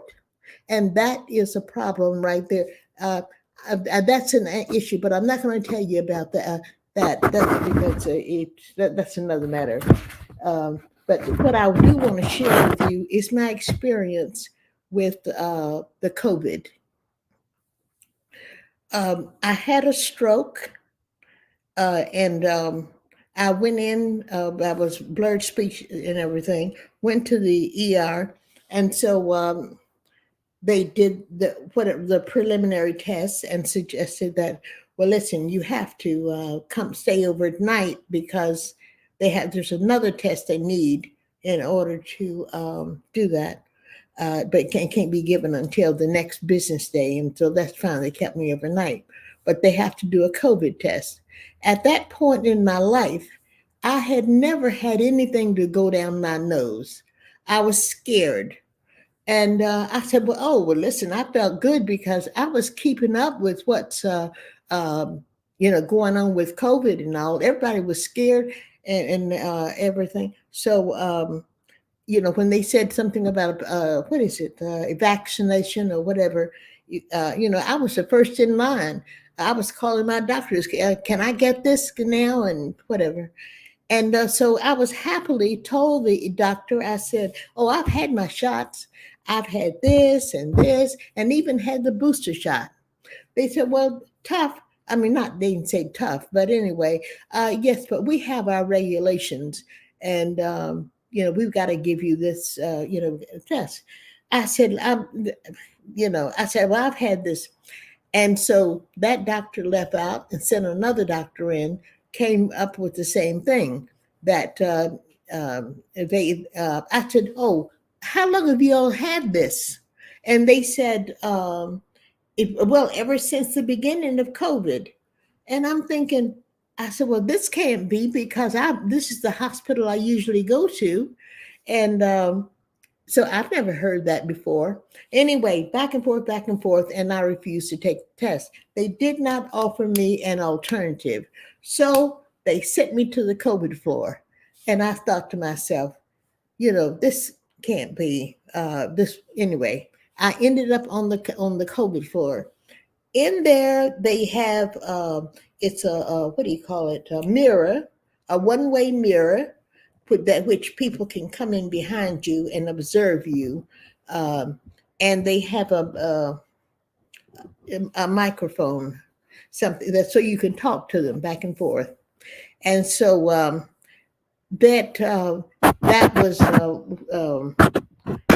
so what they did, because I'd had a stroke, they had different people to come in to evaluate me with all my list of things that's wrong with me. They sent in the physical therapist department, uh, occupational therapist, physical therapist, speech therapist, and spend a few minutes. In other words, that's the evaluation. And so then, I said, well, at some point, we talked about, well, what do I do at this point? And said, well, you can go home and just do the same thing you have been doing. Because I thought maybe they would have sent me to rehab. Um, and well, anyway, that's not what I needed. So they said. And so we got into whatever. We had a shouting match. Can you imagine? Here I have, I've had a stroke, and they're going to come in and aggravate me to the point where um, I'm going to be engaged in this shouting match. All right. Nobody would tell me their name. I don't know the exact name of the people back there, but of course I can just about tell about who was there. And my nurse in the room was a black male nurse, and I had given him my daughter's phone number. My daughter is at that point was 46 years old, and she was pregnant, which was a high risk pregnancy, and so forth. So, I mean, I've been through this the whole time. I'm not going to upset her. We were trying to get this baby out, you know. And so I asked him. I said, "What did you tell my daughter?" He said, "That's between me and her." And that kind of, we're talking about dignity. I tell you, when you talk about psychological, and I just received something here recently about mental health and whatever, I'll tell you right now, I'm not your best candidate because nothing's wrong with my brain and all. I'm not crazy and all. And I don't know how much more time I have left, but whatever, I don't want to spend it fighting these issues. And so the problems that we have is that, yeah, oh, and there's some other issues too. But anyway, you don't have time. Um, um, the problem is they size you up. I wrote something, and when I write to them about something, I always give them the bare facts, such as one thing I said at this point is that I said, I live alone. Okay, so which means that there is no other assistance that I have and everything. There, I live alone, and I have all these health issues, blah blah blah. So therefore, if they try to make my life as difficult as possible, because I mean, where am I going to go? You know, and do I want to talk about racism? All of a sudden, when any black person that they have at that hospital, it does not have to be, it does not have to be um, they don't have to be a, I guess, a professional and all. They just have to be black. They had me on the gurney, and when I was getting ready to leave, they were putting me out of the ER. This guy came and had just a regular T-shirt, and he had a stethoscope. That's all, and took my vitals. And I said, "What's your name?" I got the first name. That's all. Well, I wrote that down on something, and all. But they will not give you their names. The head of these hospitals, he needs to come out of there and talk to us down here, because um, it's just like, well, it's you all. He does not. He will not. How can he handle? He to know what the issues are. I can't make an appointment with him. I have to tell. He screens the appointment, the things and all. But I know I'm talking. Okay, Miss Johnson. One other thing I wanted to say about this here from Appalachia to prison. And let me tell you, like I said, I'm not a quitter. I have fought for my health all my life. When I have fought racism, and especially, and I'm from the South, and went further south when to finish high school and to college, and we marched in Orangeburg, and I was one of those people that marched from that they gathered up and took us to a big field, and I didn't wasn't even thinking about my health and everything. In a big bus, and took all the women to the women's prison in Columbia, South Carolina, and let me tell you. And so what they did, they said, "Well, here, sign this," and they checked us in. There were all these blank lines up here, and they wanted me to sign down here. I and three other people refused to sign. Her to stand over here. And so, anyway, four of us ended up in solitary confinement for 4 days. I shudder to think about what I went through during that time, um, because suppose I had gotten went into a crisis or whatever. But anyway, the struggle through college and whatever, that's what I was an issue. But Interject. but, I'm going to interject at this time, Miss Johnson. yeah, I'm looking at our time. yes, And so, first of all, some of the comments are that you're an inspiration, and what a blessing to be 80. And so you have been through it. I do want to share, and I'm going to ask, I think if you can mute just for a moment and be back. Just mute for a moment, please. Thank you. So I'm going to share with everyone that one of the Judy Johnson, Miss Johnson, is one of the reasons for actually pulling together this mini seminar, legal implications. And so part of it is that she had had an experience, as she's saying, many, but in the hospital, where she was sharing the way in which she wanted to be treated, and they were deciding on their own how they were going to treat her. And so it led to, which it does for many warriors, it led to a longer stay. And as a result, Miss Johnson wanted to figure out and find out how to move things forward. And so that became a challenge. So, Mr. Grant, just hearing Judy's story, I'd like for you to be able to comment at this time in terms of um, what she could have done, what she can do. Thank you. Well, I think that she has quite a story, and she has been around long before one sickle cell was really understood.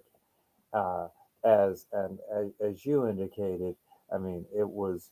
I think you would call it now primitive, that they were giving you liniment for you know a crisis, but that was the best they could, and what they knew, because you didn't have insurance, you had poor access to a physician, and so it was very bad. But I am thanking God that you're still alive. Uh, Now, with regard to much of what you've indicated, as you said, certain things could have happened, and you could have had a crisis in solitary confinement, but you didn't. You could have died, but you didn't.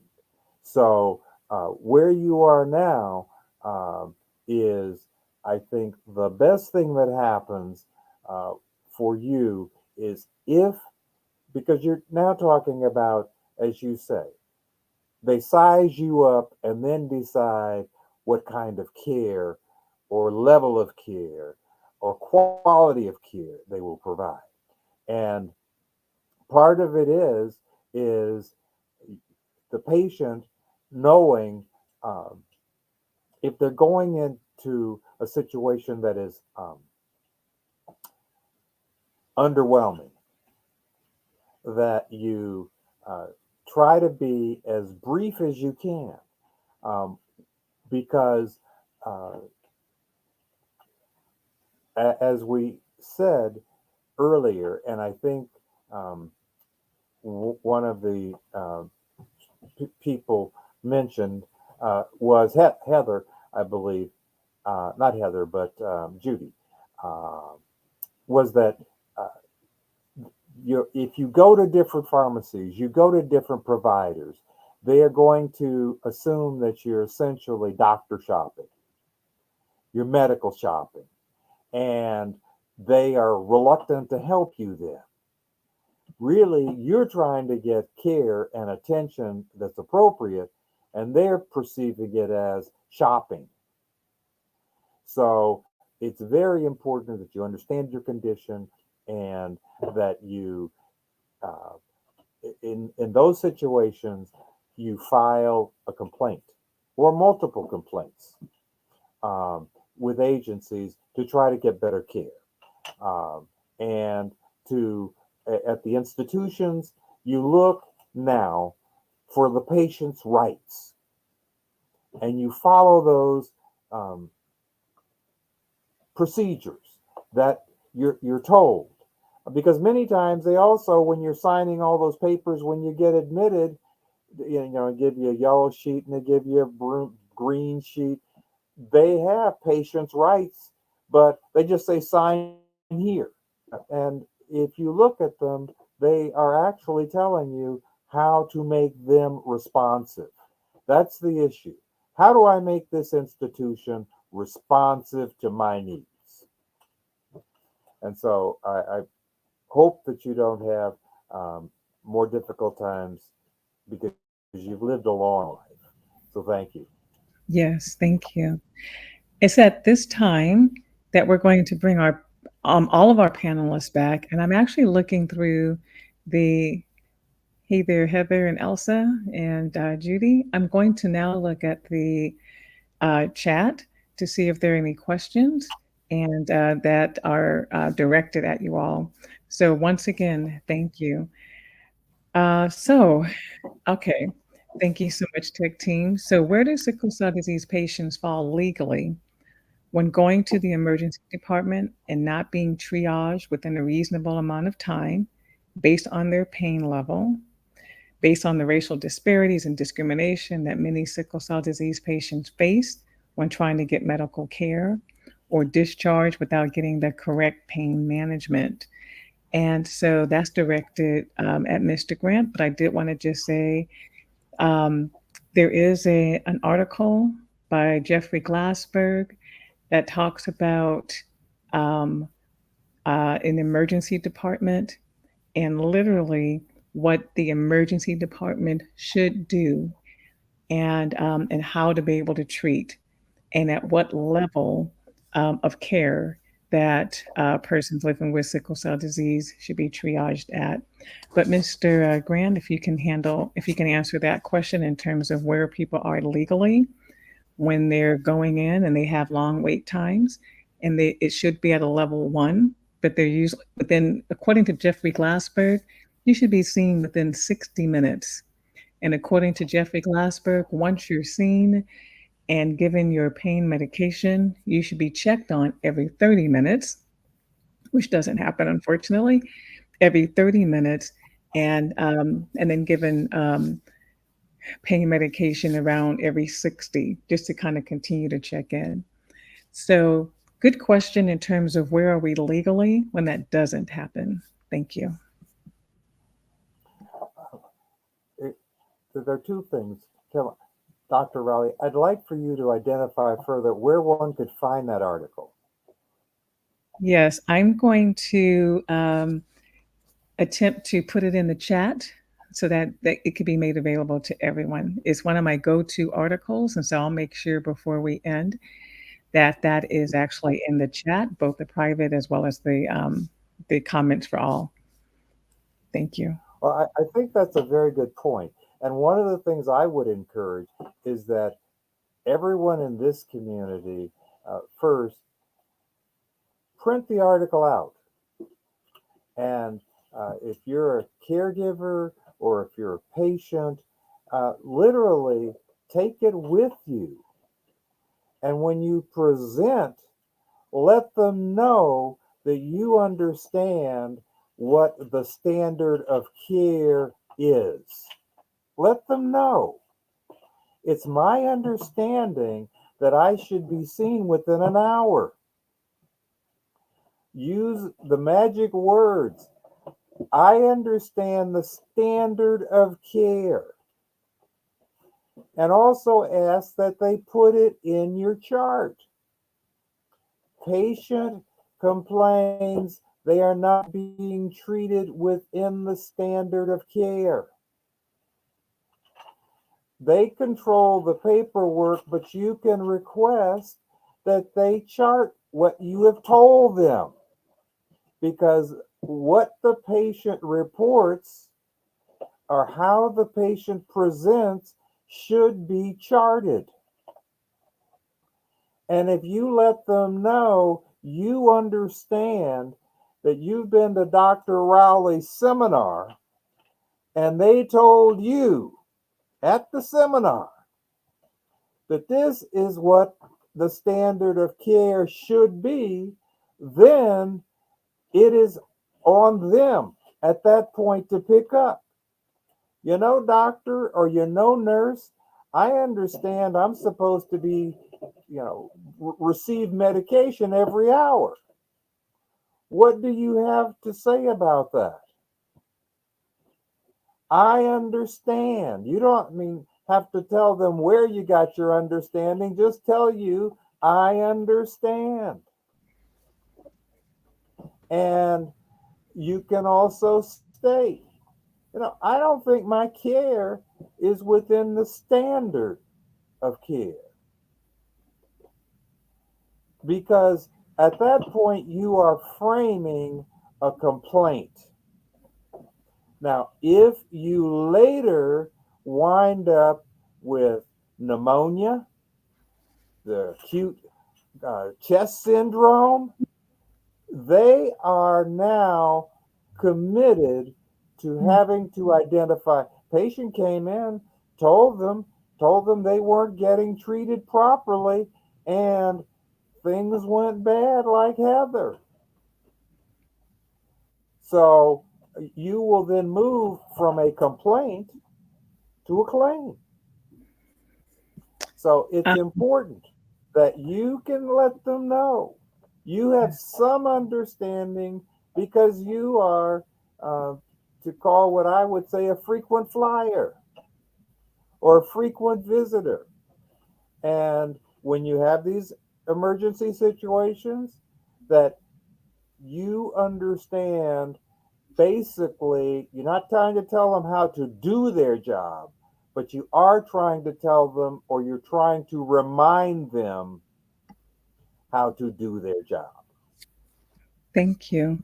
And Um, so, so there's so thank you. So the frame, how you're framing it is, I did put the article there. I highly recommend it for our staff. They have to read it. And part of our training with providers as well is making them aware. It's an excellent article on improving emergency room care. And so I like how you framed it, because you're now aware and you're sharing what I need to be seen in the first hour, and I need for you to continue to check on me. And this is the pain that I'm experiencing is like no other, so therefore it's different. And therefore, I need for you to continue to see what else it might be, what else is going on. This is not regular vaso-occlusive crises, etc. And so that's a framework for being able to possibly then file a complaint. There's another question that well, says, please, oh, go let ahead. me follow up with one other point, and that is, when you present and you're doing what Dr. Rowley says, one of the other points is you can relate to them what you have had the experience of the most effective medications. Normally, I respond best to X. Normally, my doctors have had success.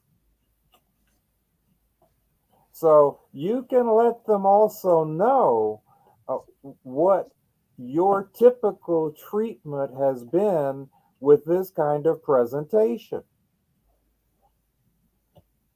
Thank you. We have another. May I suggest something though? I think sometimes when patients come in and say, or at least in my experience in hearing other patients' experiences, that when they come in and they are fully aware of what they need, the dosage, Yep. how and when, Yep. that's when they're perceived more. The more knowledge you have, the more they're perceived as a drug seeker, because you have all of these terminologies, you know, the drugs that works for this and for that. So while that's I agree that that's a great advice, but that advice is also used Against them. against warriors as advice to villainize them. Yes, So it it's is. like, how do we change that aspect? And then, like, I just want to add. Oh, Oh no, Miss Elsa. can I add to that? I mean, since she popped out for a second, Go ahead. um, it can be used as a device to villainize you. I think it's something that I learned very early on is when I ask for something that I need and they seem reluctant to give it or provide it, I have learned to ask them to document it in my chart that you are not willing to provide X, Y, or Z. If I ask for a chest X-ray and you say, no, you don't need that, hello, I've learned. You can ask them, please document that you are unwilling to provide me with my pain medication, this chest X-ray, oxygen, IV fluids, whatever that you ask for. If you ask them to document it in your chart, a lot of times, it has worked for me in the past, you see movement because they're like, now you're asking for proof on their part. I want you to understand I've asked for this based on my standard of care that works for me. Please Yes. document in my chart that you are unwilling to provide me with X, Y, or Z. And a lot of times that helps movement, but also making sure that you ask doctors about their bias and where they stand with their bias. If people present with a bias, if doctors come into your room and present with a bias against you, as a patient. You can tell, right? We can all feel it. Feels like the air feels thick. Um, you can say, I feel that you have a bias. Maybe it's unconscious. However, if you cannot remove yourself from that bias during my consultation, I ask that you remove yourself as my provider. And I ask that you send a new person into the room. If they are unwilling, I tell them that they have been let go. And I would choose to have someone else. A lot of times that works for me to get a new doctor. I will not work with someone who is looking at me as a drug seeker. I have no place, that has no place in my life anymore. Um, there is too many doctors in this hospital. We will go through every single one until I find someone who's willing to take care of me. And yeah, does that give people side eyes? Absolutely. But I have to understand that I am my own advocate. No one else is going to take care of me the way I'm going to take care of me. And I'm not going to die because you're not doing your job. And I think that's it right there. I'm not going to die because you don't wish to treat me in the manner that I should be treated. To Elsa's point, I do hear you. I've heard it. I've seen it. I myself have experienced it. We tell people knowledge is power, and all of these sessions that we do empowers you. And yet, I know that it's a double edged sword because it can come back. But I think that we're providing this forum because in the past, maybe something hasn't been done. But now you guys are going to be equipped that um, this can be a framework now for a complaint. And as it goes up the chain, and possibly it can actually go even to something else. We don't want you to be injured, but it might go if they refuse, and you might be injured. That now you have the framework, the foundation, the framework, and it can go into a complaint, a claim. I think Quick, we have time for one more question, and then I'm looking at our time. quick question. Sure. Okay, if they refuse to give you their names, how can you get that information? But and that'll keep in mind if you're sick and in pain and all of that, you know, you're gonna it's hard to remember. You got to do all these things when you get back home. Right. That's a good question, Judy. I'm glad. Thank you. Mr. Grant, that's actually a very good question when they refuse to give you their names, because we have taught warriors to record, write it down, the date, the time, the names. What do you do in that situation? The first thing I would suggest, again, is those patient right signs.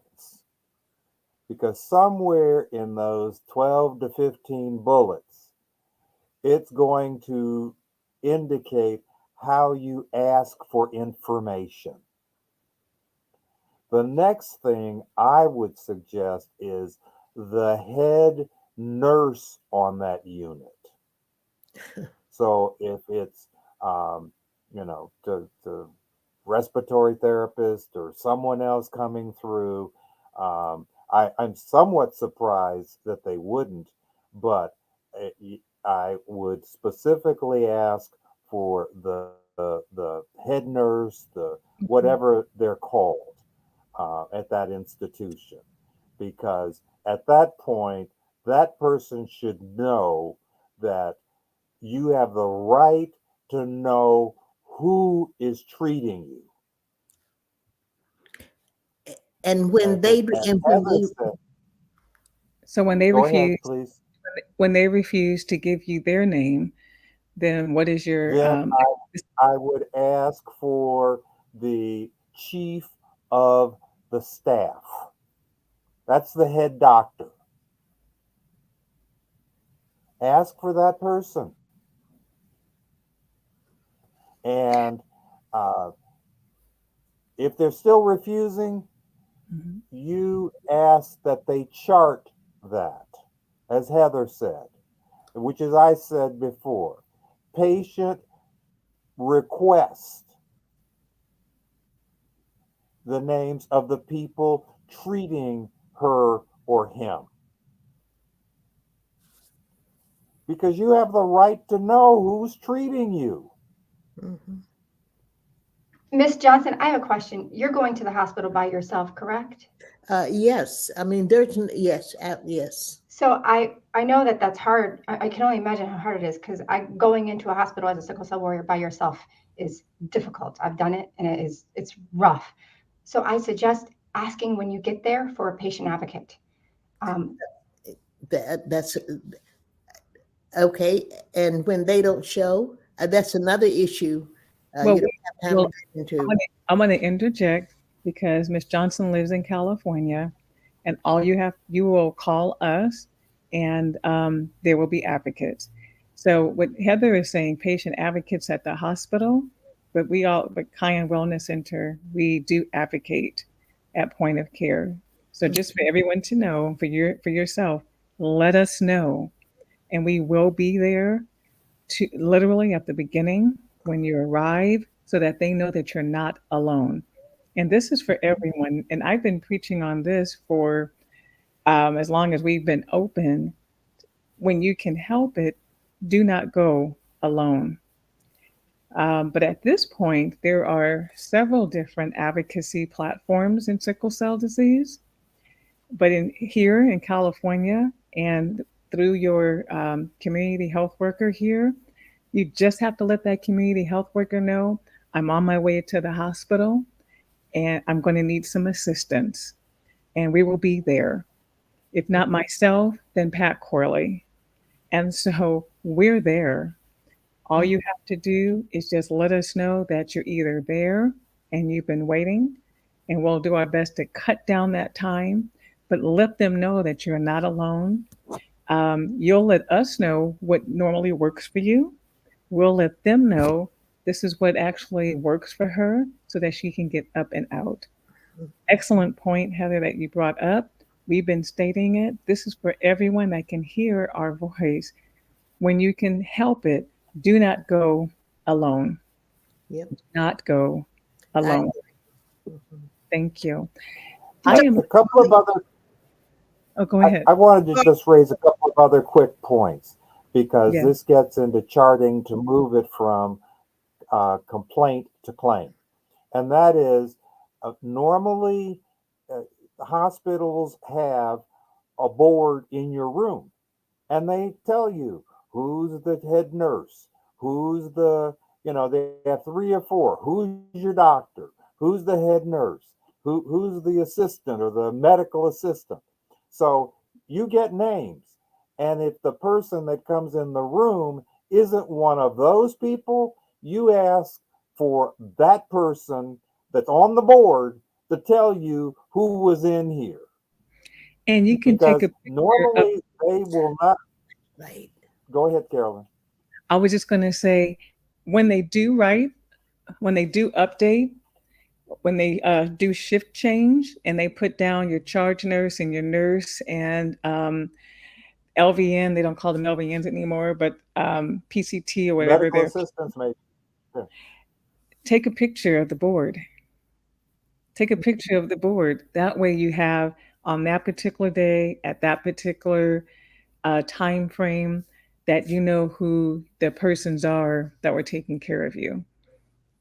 Hmm. That would be a good thing as well. And that's a good point. And then also, normally in the hall where they have the patient census, they'll also indicate who are the personnel assigned to that room.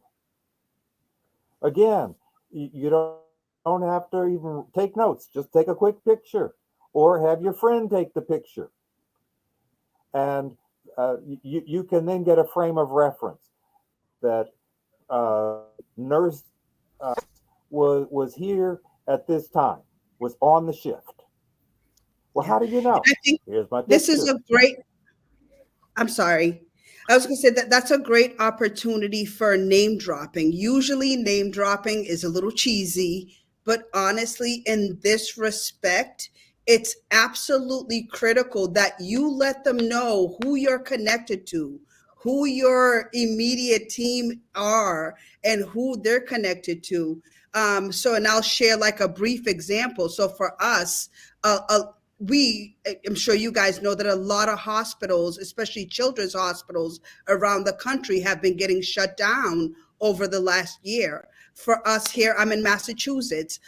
Tufts, one of the greatest, one of the teaching hospitals, just closed down in July 2022. So we were transferred to a different hospital. So, and going to Boston Children's Hospital, it was like you get the usual runaround. They give you whoever they give you. You have no say. There's no, you have no autonomy whatsoever. They just kind of put you in the throw you into the rat race, and you kind of try to figure it out. But in meeting with our initial team this last November, it was, you can kind of tell like they're just throwing stuff at you. But once I established who I was, that I am a part of, I'm a board member at the Massachusetts Sickle Cell Association, that I do have connections with Sick Cell, that I do have connections with the Sickle Cell Consortium.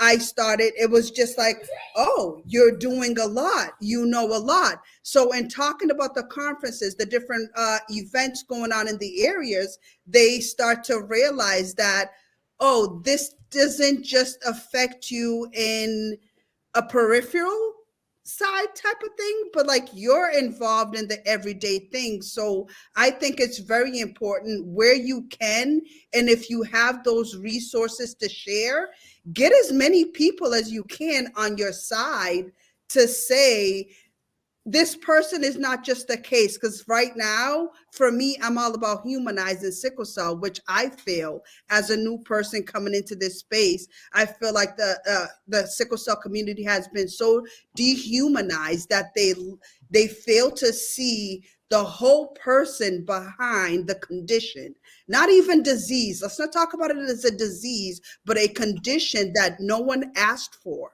So how do we get people to see it as a holistic view, that it affects the person from head to toe and the family, in every way lateral?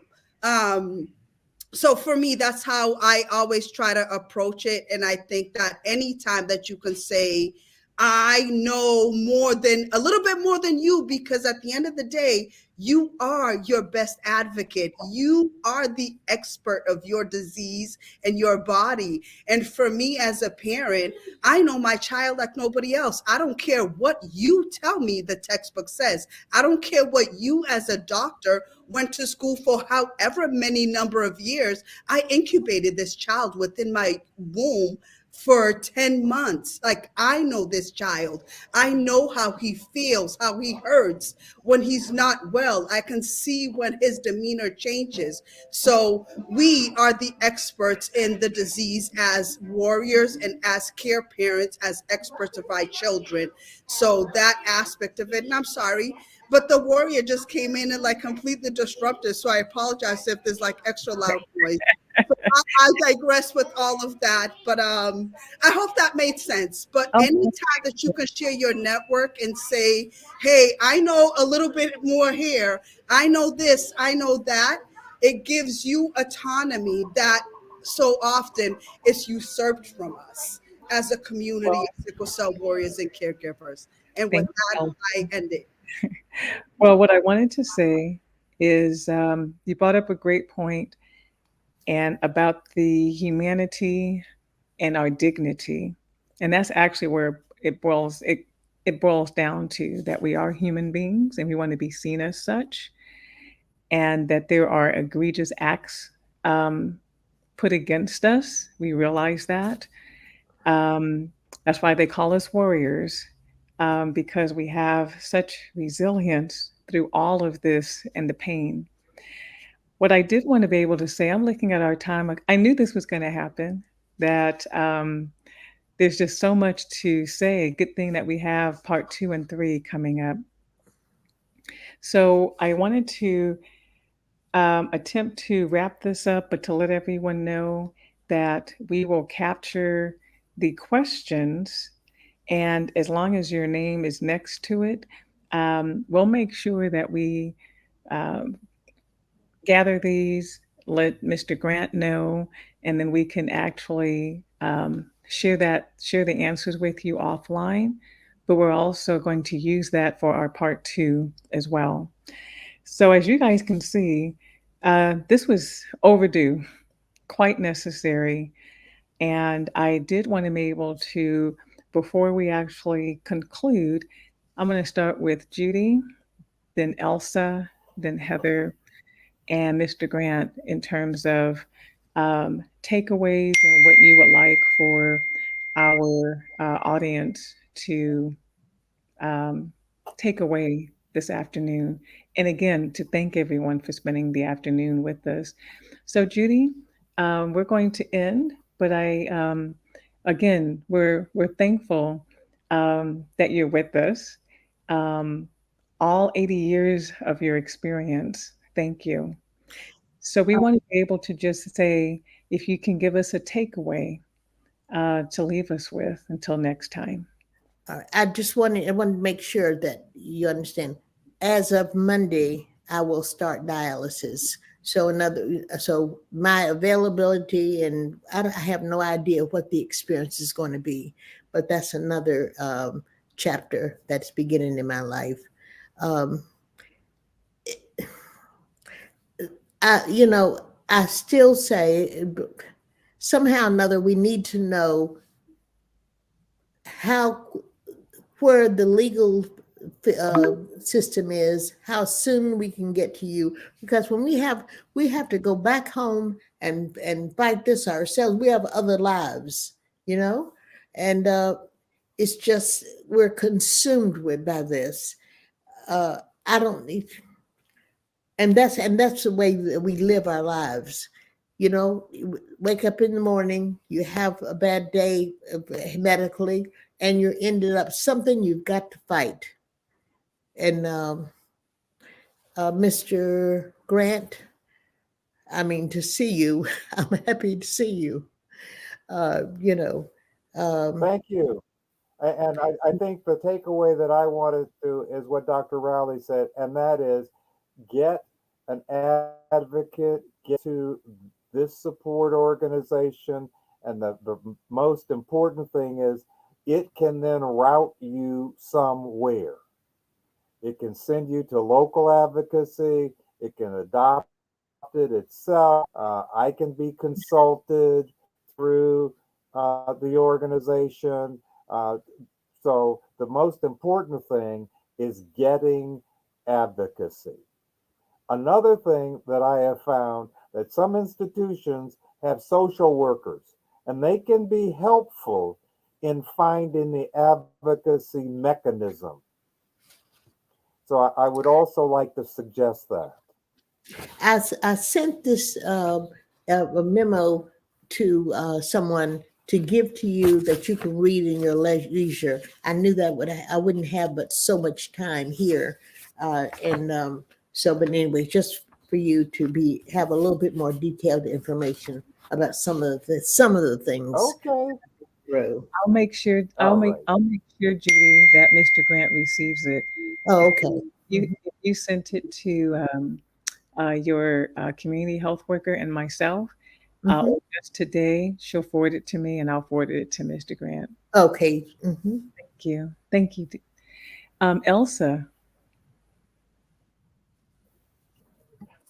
Hello. Thank you. Thank you so much, Dr. Rowley, for setting the stage and creating a space for this very important conversation. Thank you, Mr. Grant, for providing your expert opinions and your viewpoints and all of the ways that we can attack to these very critical issues. Judy, your story, and you, Heather, you had me at pink. So I appreciate it. And I hope that out of this, people really learn the importance of sharing a lot of the things that we in the sickle cell community goes through, because a big issue that I see is that a lot of things go on, and many of us are experiencing it, but we're experiencing them in silos, and in not sharing these experiences, you feel like you're a one-off, but it's actually happening more often than not. So in sharing these experiences, we can actually amplify the voices of the greater community and bring awareness to the disparity that is the greatest health disparity, that is sickle cell disease. So I appreciate everyone that comes on to share their story, especially warriors that are sharing their lived experiences. Because for me as a mom, I don't know what that pain feels like, but I also know what it's like to bear a child and to want the best for them, and to see them suffering and not being able to do anything about it. So if your parents feel anything like I know I do for my child, which I know they do and then some, I feel their hearts, and that's where my heart is. And I hope to share our story and our experiences in order to provide hope for others coming behind us, so that they're well informed and don't have to go through some of the things that we've been through. And the things that they do encounter, they have more information than we've had, or that I've had in my journey thus far, to make those well informed decisions for both our warriors and ourselves as a family. So thank you so much for the time and allowing me to share my story. And thank you. I Thank, appreciate you all. thank you. Heather? This was a riveting conversation, Dr. Riley. I understand that I am a filler for today's session, so I thank you for having me on. I thank you to your team at Cayenne Wellness. They are an amazing group of people. Mr. Grant, uh, thank you. Thank you for speaking out. Thank you for being willing to fight this fight for warriors. And thank you for being able to have people ask these questions of you. These are such important questions, and actually having a way forward, I think, is so profound. And I wish my 25-year-old self had you in my corner. I know things would have probably been a little differently then. Elsa, this is a hard journey you're on. I pray your child health and healing and wellness as you continue through this. This is a battle. It's an uphill battle, but it's a battle that can be won. Um, to all the warriors out there today, thank you for having me and accepting me into this space as a advocate. I want you to know, though, remember that who you are as as a person, as a sickle cell warrior, follows you. So when you go into those hospitals, when you go into those medical centers, when you go into those rooms with those doctors, be the best you possible. Because the thing is they take note of who you are, of the light that shines from within you. You want them to not be able to provide any doubt of who you are as a human. Okay, so when you walk into those spaces, let your light shine, even when you are feeling like the world is crashing down on you. Okay, because pain is no joke. I am evil and I hate the world. But guess what?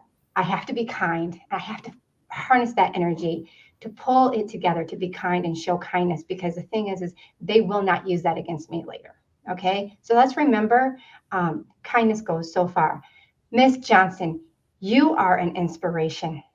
I am so grateful to have seen you today because, as warriors, we're often told 40, 45, 50. And someone who is now in their 40s, is always looking to the other side of that coin. So I am so, so, so anointed to see you today. You have literally changed my world this day. I love hearing your story. I cannot wait to read your book. I am just super truly blessed to be able to have laid eyes on you and heard a little bit about you. I can't wait to see some of the things that you're going to do in the future, because I know that your life is still indeed long lived.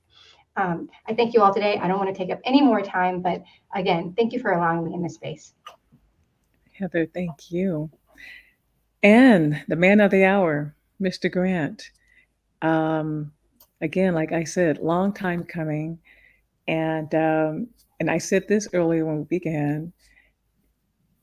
If you're a person with sickle cell disease, then your journey has led you to a point where you may have had an egregious act in the ER, on the floor, with hospital personnel, not being believed.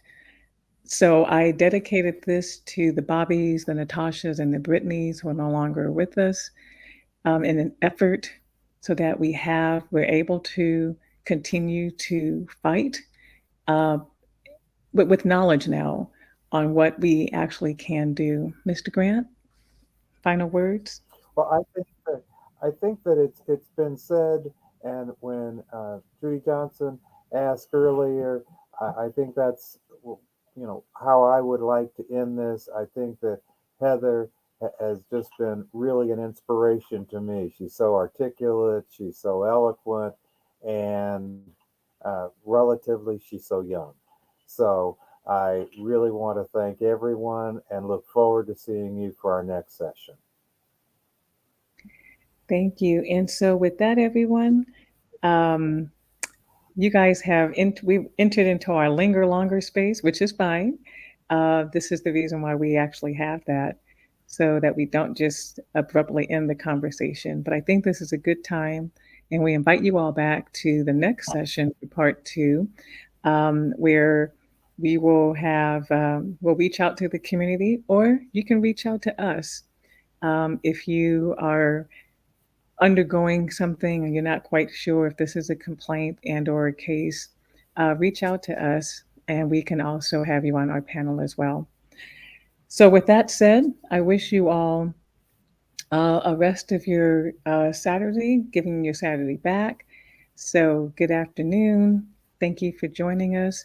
And if I can just ask the panel to just hang tight with us as we actually end the streaming.